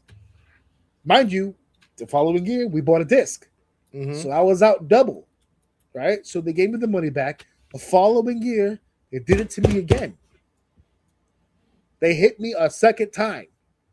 So I was like, nope, that's it. We canceled the card. Like we disputed it. Disputed it, and we got our money back again. And then you got a new card. And then we just said, fuck it. And we got a whole new card. We cut that card completely to death. That makes sense. The following year, they started sending me a barrage of emails saying that they couldn't process my card. I have TurboTax blocked in my email. They're blocked. So, no, it didn't happen again. But we still had to change, which leads me to my PlayStation point. We used to get the box that had the disc in it. Then one day, a few years back, I bought the box. And I opened up the boxes so we could do our taxes. No disc. I bugged the fuck out. I said, I know this bitch did not just give me an empty box. So I brought the box back to Staples. Oh my God, you didn't fucking read? I didn't see a disc. I didn't see a disc. So what is this shit? What is this piece of paper? Blah, blah, blah. Where's my disc? There's a code on the actual inside of the box. There's no floppy in this. And then what happens is you go to the website and you download the program like you would any other program where you go like iTunes or whatever. You click download here. You download the program. You install the program. When you install the program, it asks for the code in the box. Give it the code. Now you have access to TurboTax. But I didn't know that at the time. I just saw an empty fucking box. And when I tell you I went to that Staples and crashed the fuck out, only for them to be like, the code is in the box. All right? It's a whole other bag of shit, right? Oh, so we ended up doing everything like normal, but now every year we get a code. They still sell the box. We've eliminated the box because you know why they sell the box still? For the same reason. Motherfuckers like you. Yes. But that's my point to this conversation, right? Fair enough. The only reason they're not fully online and just eliminating the box altogether is because they know the assholes like me want to go to the store and hold a fucking box in my hand. Yeah. But they're not going to produce a fucking disc. So they put the code in the box for you to go to the PlayStation store. So where are you putting the disc? Me? The TurboTax disc? No, I'm asking just in general. Where are you putting the disc? Like, if I'm not mistaken, PlayStation 5, like, didn't you have to like pay extra to get a disc slot? Didn't it come without a disk lock? Well, it's funny you mentioned that. I'm almost certain. I ran into that problem years down the line with TurboTax because laptops all of a sudden stopped coming with disk drives in it. Yeah. So I had to get an external drive that I plug in, which is hilarious because nothing comes in disk form anymore. So the only time I blow that bitch out of the closet is tax season. That's it. That's when you know that it's time to do. When Dad's got the external out, it's time to do taxes. It's tax season, time, baby. baby. Let's go. I feel like this analogy is working very well with the PlayStation conversation because, like you just said, they've been steering you towards getting away from the disc for a long fucking time. I distinctively remember being in Laurelton Village and pulling in to that apartment, listening to outrage. I forget who made the comment, but someone made the comment that we were going down this route, and that I think it was like one of those stupid CEOs. You could tell he was fucking tilted and annoyed of hearing the bullshit, and literally just said straight up, at some point you're gonna have to get comfortable with the fact that you're not gonna own your games anymore. I remember something along those lines, and people lost their shit. Eventually, apparently, they shut their mouths, but they didn't stop the process. So, it's to the point where to me the only people really raging about this are two different people. One, collectors. Yeah, I get that. Shout out to you guys, because this is gonna make any collection you have actually worth something. Like, a lot. This helps to a degree. A lot. And two, the people who are on that side of we don't own anything, the government's trying to take over, or trying to like control everything, which they probably are. Like, multiple things can be true at the same time. You know what I mean? But my point is that we already go down this road. I'm part of the problem. I don't want to be bothered with having to go to a GameStop anymore to look through the games. Like, I don't want to do that. My son's 11. He hates it now. I don't want to do that. The joy of that is over. Do you know where I get that joy now? Steam. Do you know where Steam is? On my fucking computer. Do you know that me and my two other buddies will stream our Steams as we all watch each other search the same damn screen, and we'll just be like, it's a stupid thing we'll do. We'll just fucking scroll, and I can see their screens on Discord, and they can see mine, and we'll just look up random shit, and the game, pretty much, you can call it, don't you want to play? And it'll be the stupidest fucking thing you've ever seen, and we'll send links to each other. So, like, that's the new browsing experience. Yeah, I'm not going to GameStop. I don't desire to own a disc. I don't have a bookshelf. I don't have a console for it. I don't actually, now that I fucking think about it, I don't know why this just occurred to me. There is no disc drive in my computer. I have nowhere to put it. That's true. I just said that about my laptop. I have a tower. It just hit. Like, that's the point. It's like, it's not even in my brain to the point where it's like, it's not even. I guess the best way. It's not even common knowledge anymore. Like, I had to like realize, oh shit, I don't have one. So I get it. I get why people are upset, but this is people jumping on it. Allow me to counter argument, because I understand the whole you'll never own your games. You don't own the games. And I understand that logic. I get it. I do get it. But I also feel like I read the headline, and every time I read a headline from any high-level executive anywhere, I always just associate it to bullshit, because you just know that some PR kid from somewhere wrote that bullshit headline and the whole article. Sid Schumann did not write this fucking announcement. Some asshole. No, announced they it. they brainstormed in a room, and the person who takes notes gave it to the fucking person who makes the posts. Yeah, and then they gave it to Sid to read over, and he okayed it, and they put it out there. But the headline is, in response to shifting trends and consumer preferences, new games will be released on PlayStation Store and at realtors in digital formats only. Shifting trends and consumer preferences. They have The data. biggest, They the can see biggest consumer of music right now is Spotify. Is it? You don't own any. That's what my fucking algorithm on my No, I'm not Podbean questioning shit you. I'm just like Yeah. I don't use Spotify, so like But I'm out that's of that what I'm loop. saying. You know what I mean? Spotify is the biggest format right now in the as far as trends go that people get their music from. Completely licensed. You can't download shit from Spotify. You can only listen to it. It's an online radio, essentially, right? You can do an offline mode, but even then, Yeah, you have don't access own through it. Spotify. You don't Yeah, own it. you don't correct. have it, right? So when you have a Netflix subscription or a Amazon Prime Video or a fucking HBO Max, you pay the subscription, you get access to the movies until the Yep. movies aren't fucking there anymore, and then you just move on and find something else. We're kind of already in that world. It's already kind of happened. Mm-hmm. Now, there are people like me and people like I have many peers who find little unique ways to get their hands on certain copies of certain things, Mm-hmm. but that's not the norm anymore. It really isn't.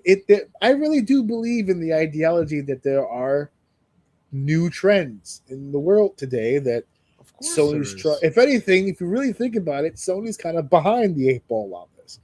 With all of the other opportunities that these companies are creating as far as licensing and not giving you physical copies or not even physical copies. There are programs and apps that are giving you these access to this entertainment without the option of even getting digital copies of it. You have to like be tricky in trying to figure out how you would be able to get certain MP3 modes, or because that's another thing too. You know how much of a fit people threw when we didn't have CDs anymore? Do you know how bad the music industry got hit when we went to digital MP3 formats? To this day, like Snoop Dogg, Taylor Swift, they're anti-Spotify. Because the people who made the music aren't getting paid for the music the way they used to be paid, because we don't have the physical copies anymore. Yep. And it hadn't changed. It hasn't changed the market at all. We still went down that path. Because at the end of the day, this right here became the greatest asset in human history. I've said it 1,000 times. I'll say it again. If I can get it on here, I don't need it anywhere else. Nope. That's it. That's it. For the average person, that is 100% the truth. That's what I'm saying. If you're a hardcore person in any direction, like I knew a guy who, this is legitimately true, didn't want to listen to music unless it was on a vinyl record. There was like something about it being on a vinyl that was just like the sound. There's a difference. And he loved the collection aspect with the vinyl folders and stuff absolutely, like that. Yep. There are movie purists who they won't buy anything less than a Blu-ray, right? I gotta get everything. I can't just have the DVD version. I gotta have it on Blu-ray. And even when the PlayStation Store got rid of those movies recently, like 500 movies, they lost the licenses to. Everyone freaked out. That's why I buy the Blu-ray. That's why I have the physical disc in my house. Get the whole. We're already kind of there. The only thing is that it's now dipping into the gaming world, and that's kind of affecting people. Now people are eyeing that GTA 6 announcement a lot differently now. I saw that one video where the guy was like, GTX is only doing digital. It's like, oh, really? And then Sony goes, yeah, we're not doing anything physical after 2028. Like, no. GTA, did you know? He's like, what? No. He's like, no, don't bullshit me. Did you know, Rockstar? Did you know? Yes. Yes, we knew. He's like, God damn it. Why would you betray me like this? I thought you said there'd be physical copies in December. No, it's just going to be a box with a code in it. There it is. And there's one kid, I swear to God, there's one kid. He was on this, it was a kid, teenager, had to be, right? He goes, all right, PC players, Mr. and Mrs. Our gaming system is more superior than everybody else. What are you going to do when GTA 6 drops? And there's somebody who stitched it was like, not play it. I probably won't be playing it. Not because I have anything against GTA 6, but I just like playing games on PC. So if it's not available for PC, I'm probably just not going to play. Not buying a console for it. I will wait. But that's my point. Like, I personally am not playing it at all, but I can imagine people will just fucking wait. Trust me, there is a plethora of games to play. Am I wrong? Did PC players already enter this realm before it got to the consoles? Because, like you said, how many? You know what's funny? Maybe that's why I feel the way that I feel, because I've been a PC player for so. I just assumed console people did the same thing. I mean, they have PlayStation Store and all that. I just assume that they also just digitally downloaded all their shit. But I'm feeling like that may not be the case. Yeah, I feel like wait a minute. Are console players going to GameStop still and buying game? Fucking I have been to that's GameStop. Nasty. I have been to GameStop 3 times in the last few weeks. And the only reason I went is because Alex got gifted GameStop gift cards. One was for graduation, one was for a report card. Okay. I forgot what the third one was.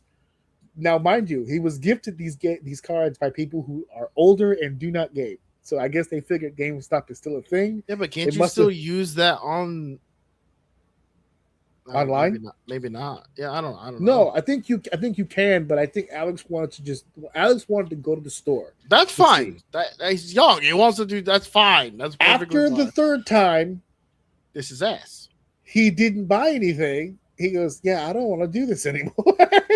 This is terrible. He said, I'm just going to wait for a game to come out that I really want to play and just use it online. He's 11.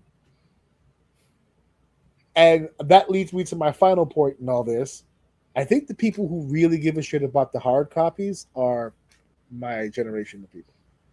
The ones who grew up with the idea. Some of mine too.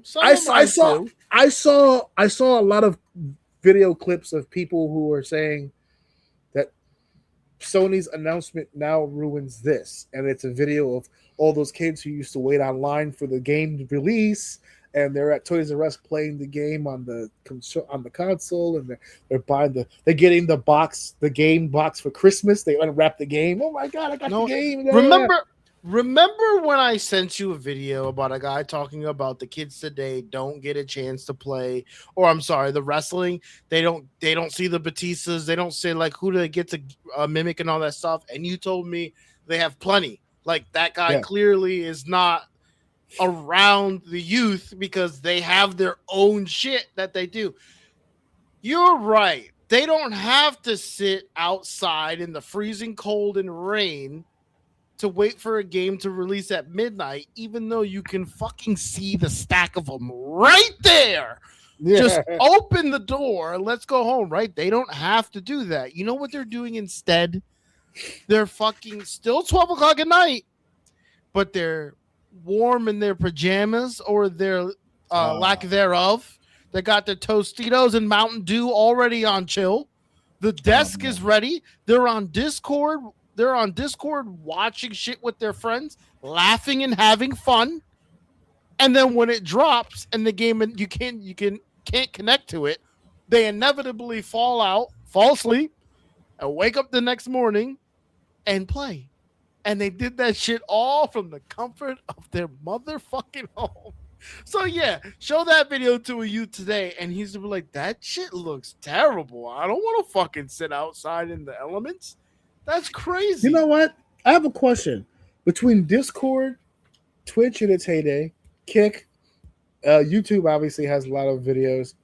I know as a performer myself, before I go to a wrestling show that I'm about to work at, I have a habit of putting on shit that I know that I like, so I can get all revved up and in the headspace before I get to the show. I'll watch wrestling, listen to wrestling, whatever the case may be.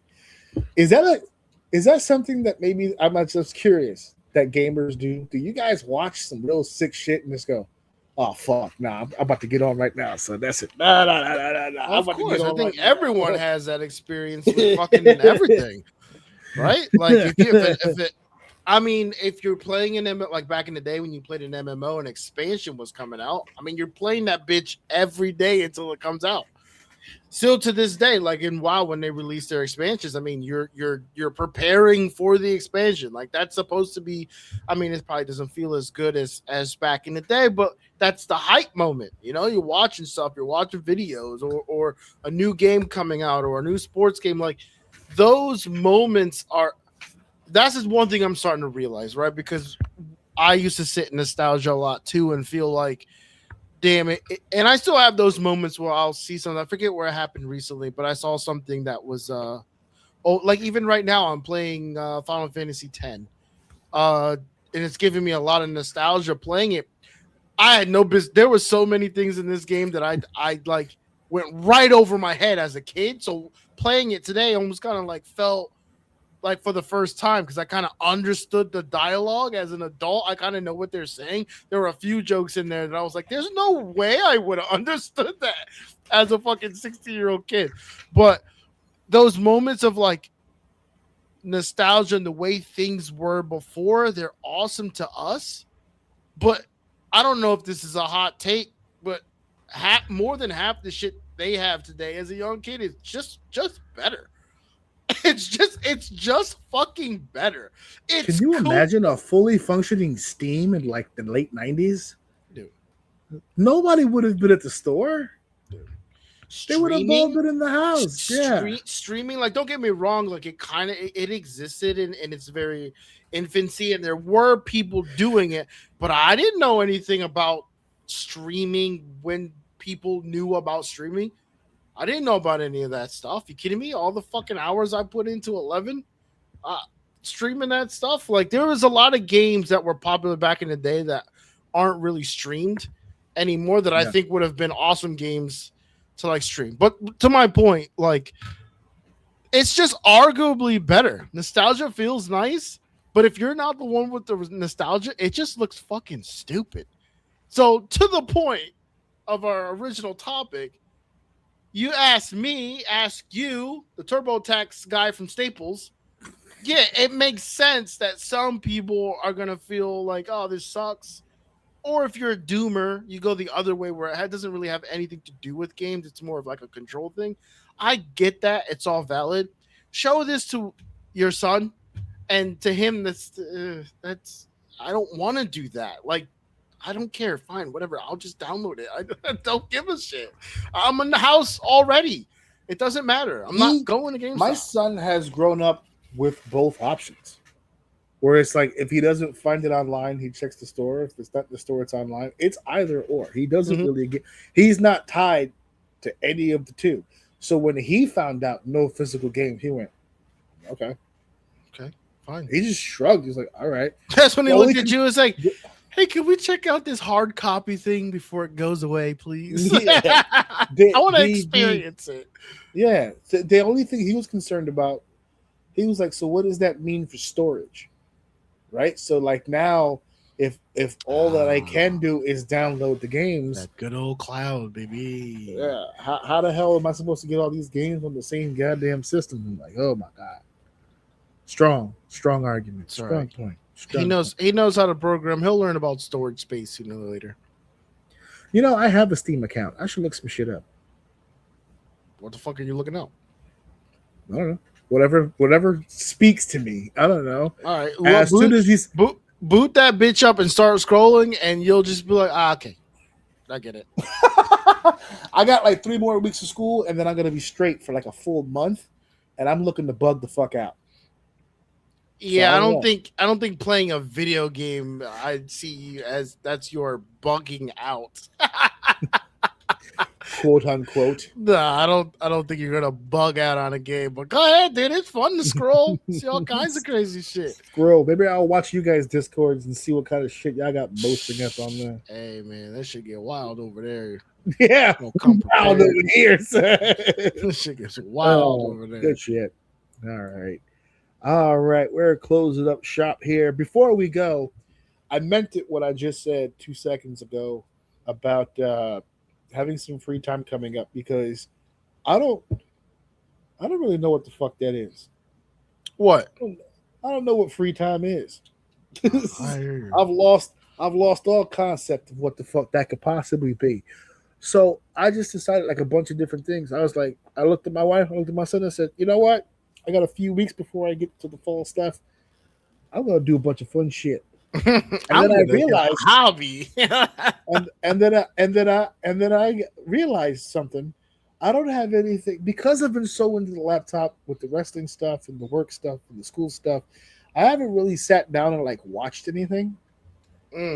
And this You really have, sounds- but you listen to a lot of stuff. You just don't like I listen, actively but like sit yeah. and indulge, like really to be pick fair- apart the scenes and everything. And to be fair, I watch a lot of repeat shit. A lot of the stuff that I watch, I have already seen like 1,000 times. Mm-hmm. So I was like, I want to watch something new. I want to try something out. And you're gonna laugh your ass off at this, but I was a little inebriated, Okay. and I was in my restroom, and I was scrolling, looking through shit, Mm-hmm. and I have no idea how this happened. I'm sure you didn't. But I started stumbling across some clips, not full episodes, not just clips, certain things. And you know the algorithm. You spend too much time on one thing all of a sudden, right? It's a wrap. So out of nowhere, I started getting clips from what's it called? The Legend of Korra. Oh God, Right? no. So I started getting these clips. Okay. And I was like, I don't know what I'm looking at, but it looks intense. I'm like, this is a lot of crazy shit. Sure. I didn't realize as I was watching the clips that it was attached to Avatar: The Last Airbender, which I also had never seen. So I was like, oh, okay. I had always heard a lot about Avatar: The Last Airbender. I never really saw it. Okay. And this show had old versions of those characters on the show. So I was confused. But I was also Oh, I got you. It's Legend of Korra. I got you. yeah, I was really fucked up. Okay. So for the next 15 minutes, I was immersed. I was like, all right, what the fuck's happening? I'm so confused right now. And I started doing some research, and it turns out, I found out, correct me if I'm wrong, The Legend of Korra takes place 70 years, like a long time after the fucking original show aired. Yes. So like the old lady Katara is the Katara from the other one, and that these Yes. are her kids and her grandkids, and that's Yeah. Toph and her daughters and their kids. Yeah. I was like, son of a bitch, so much has happened. I Mhm. was like, this show expanded into all this different shit. So I was like, Jesus, this must be a lot of episodes, because I always hear about these shows having a ton of fucking seasons of episodes. So I looked it up. Avatar had 3 fucking seasons. 3 books. That is it. That's it. And then they had like a little mini series in between, and then it has like this, The Legend of Korra. And I think there which was something also- else that came out recently of like There's a lot. the There's a live original. action. Oh, is that what Oh. it is? It's a lot. No. I've been watching the live action. There's something else that is Aang and his crew, but like our age. So not old, Ah. like in Legend Yeah. of Korra. Adult. I haven't looked it up yet, but they're Yeah, adults. yeah, Yeah. So right. apparently So they were I- going crazy because adult Toph is like I refuse to look it up. She is a child in my brain. She is my favorite character. Well, I love in my that first character. meeting of Toph, she's a grandma. I didn't see the other Disgusting. shit. Absolutely. That's I absolutely. didn't. That is I didn't see absolutely, it. dude. Take Legend of Korra, throw that bitch in the fucking trash. Do not watch it. Do not watch unless What you about like the- high school drama. Do not watch it. What about the original series then? Watch that 10 times. And if you want peak excitement, start at book 2 and repeat book 2 over and over and over because it damn near revolves around Toph, and she is one of the greatest written fucking anime characters, hands down. I fucking love Toph. She is my favorite anime character. Period. So after being this inebriated and investing time into this research, I came to the conclusion. Yeah. I'm gonna watch the original series. Hell yeah. I'm gonna watch it from the beginning. I'm gonna watch it all the way through. If you like it. Okay. Now I'm getting excited. If you like it, also watch the live action. And let's talk about the difference. Don't watch the movie. Oh, for the love of God, do not watch the movie. I had no intentions of watching that movie. No. Watch the show. If you like the anime series, which I think is absolute fire, watch the one that's on Netflix. How are you enjoying the Netflix one? I like it because of nostalgia. Don't get me wrong. There are a lot of things that are a little... It's the live action version of stuff. You know how this goes.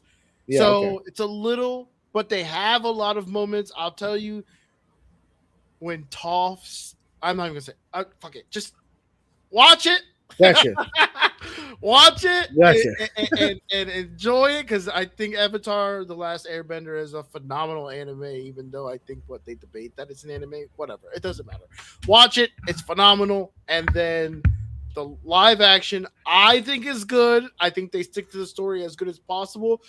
My biggest issue with the live action is that I don't exactly like a lot of the character choices, the actors that they chose for some of the characters. I don't like it. Azula is one of them. I'm sorry. She physically, her acting isn't bad. Physically, I do not see her as Azula, and it drives me nuts. However, they got it fucking right with Toph, and that's all that fucking matters, baby. That is all that matters, which is why you have to watch the anime, and then when you watch the live action, none of it will matter, because Toph is fucking perfect. Okay. So that's what we're gonna do. We're on course. Do you see how unimportant physical discs are? You guys need to start realizing in this podcast, you will start to realize really quick what topics actually matter, because we will go. I ended that topic. That's why I went off on this. Well, then I don't care, because I didn't hear the ending to it. Oh, shit. Fair enough. All right, yeah. So, okay, this is it. The proclamation's been made. I'm going to watch the show. We'll see what happens. And then we'll do something on the show about it. I'm going to watch the show again. Yes. When's the last time you've seen it? When the first season of the live action came out, because me and my wife watched the live action. We loved how well they did, even though there were some differences, but they did stick to the story pretty well. And it got us so excited that it ended, and we didn't know when the next season was coming. We started the anime series that night, and then just kind of binged it. Yeah, it's awesome. So all right. So here we go. AJ is about to take the ride. Avatar: The Last Airbender, baby. Here we go. We're gonna give it a rock. Let's fucking go. All right. So I'll update you guys next week on both Tooth and Airbender. See how it goes. I'm starting it tonight. I can't wait to start it tonight. So here we go. We're gonna get into it. The only thing that sucks is it's on Netflix. I can't do my Netflix doesn't, for me, because of my subscription, it doesn't have the pip. It doesn't go down in the small box while I do other things. I have to be like, fuck it, because it's not ad free. It's because of we tied it to our phone, so it's not ad free. It's like a certain plan. You can do that?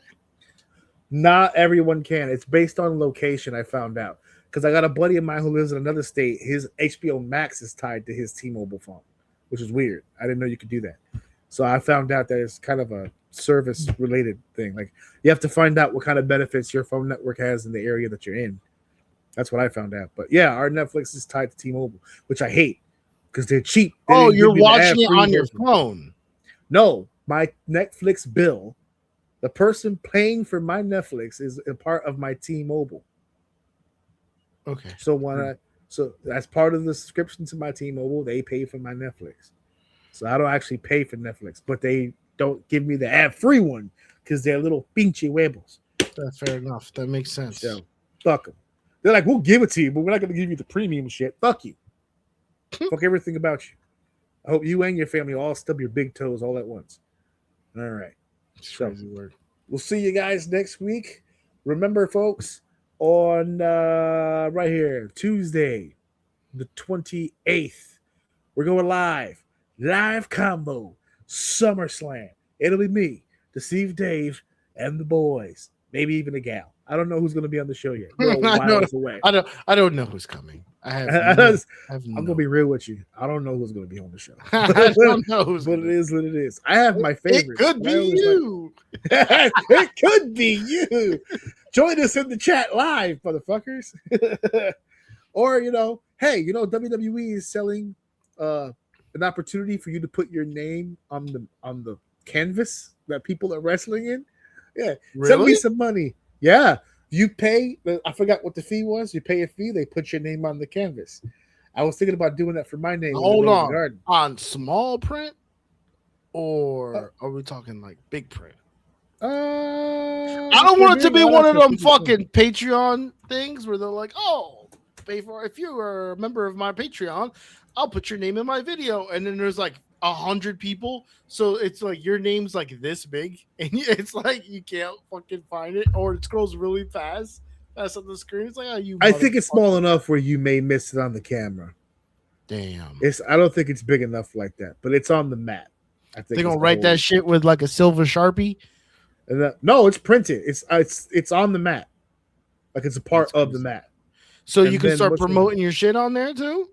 It literally just has your name. You can put any name you want. Like I just looked it up now. There's a YouTube. I could put Carl's Construction. No, because that's actually, you know what? Maybe because this guy put his YouTube handle on there. Yeah. Without the at symbol. Yeah, I looked it up here. I guess his YouTube handle is Alan Owns. Bro, you better have some content because there's no at symbol. It just says Alan's Owns. So sure. maybe if you make Carl's Construction one word, they wouldn't notice. Yeah, for sure. It's like that old commercial, the collect call commercial. It's like, they know how to baby eat a boy. See, it's like, I refuse to call, please. Oh, thought I had a kid. It's a boy.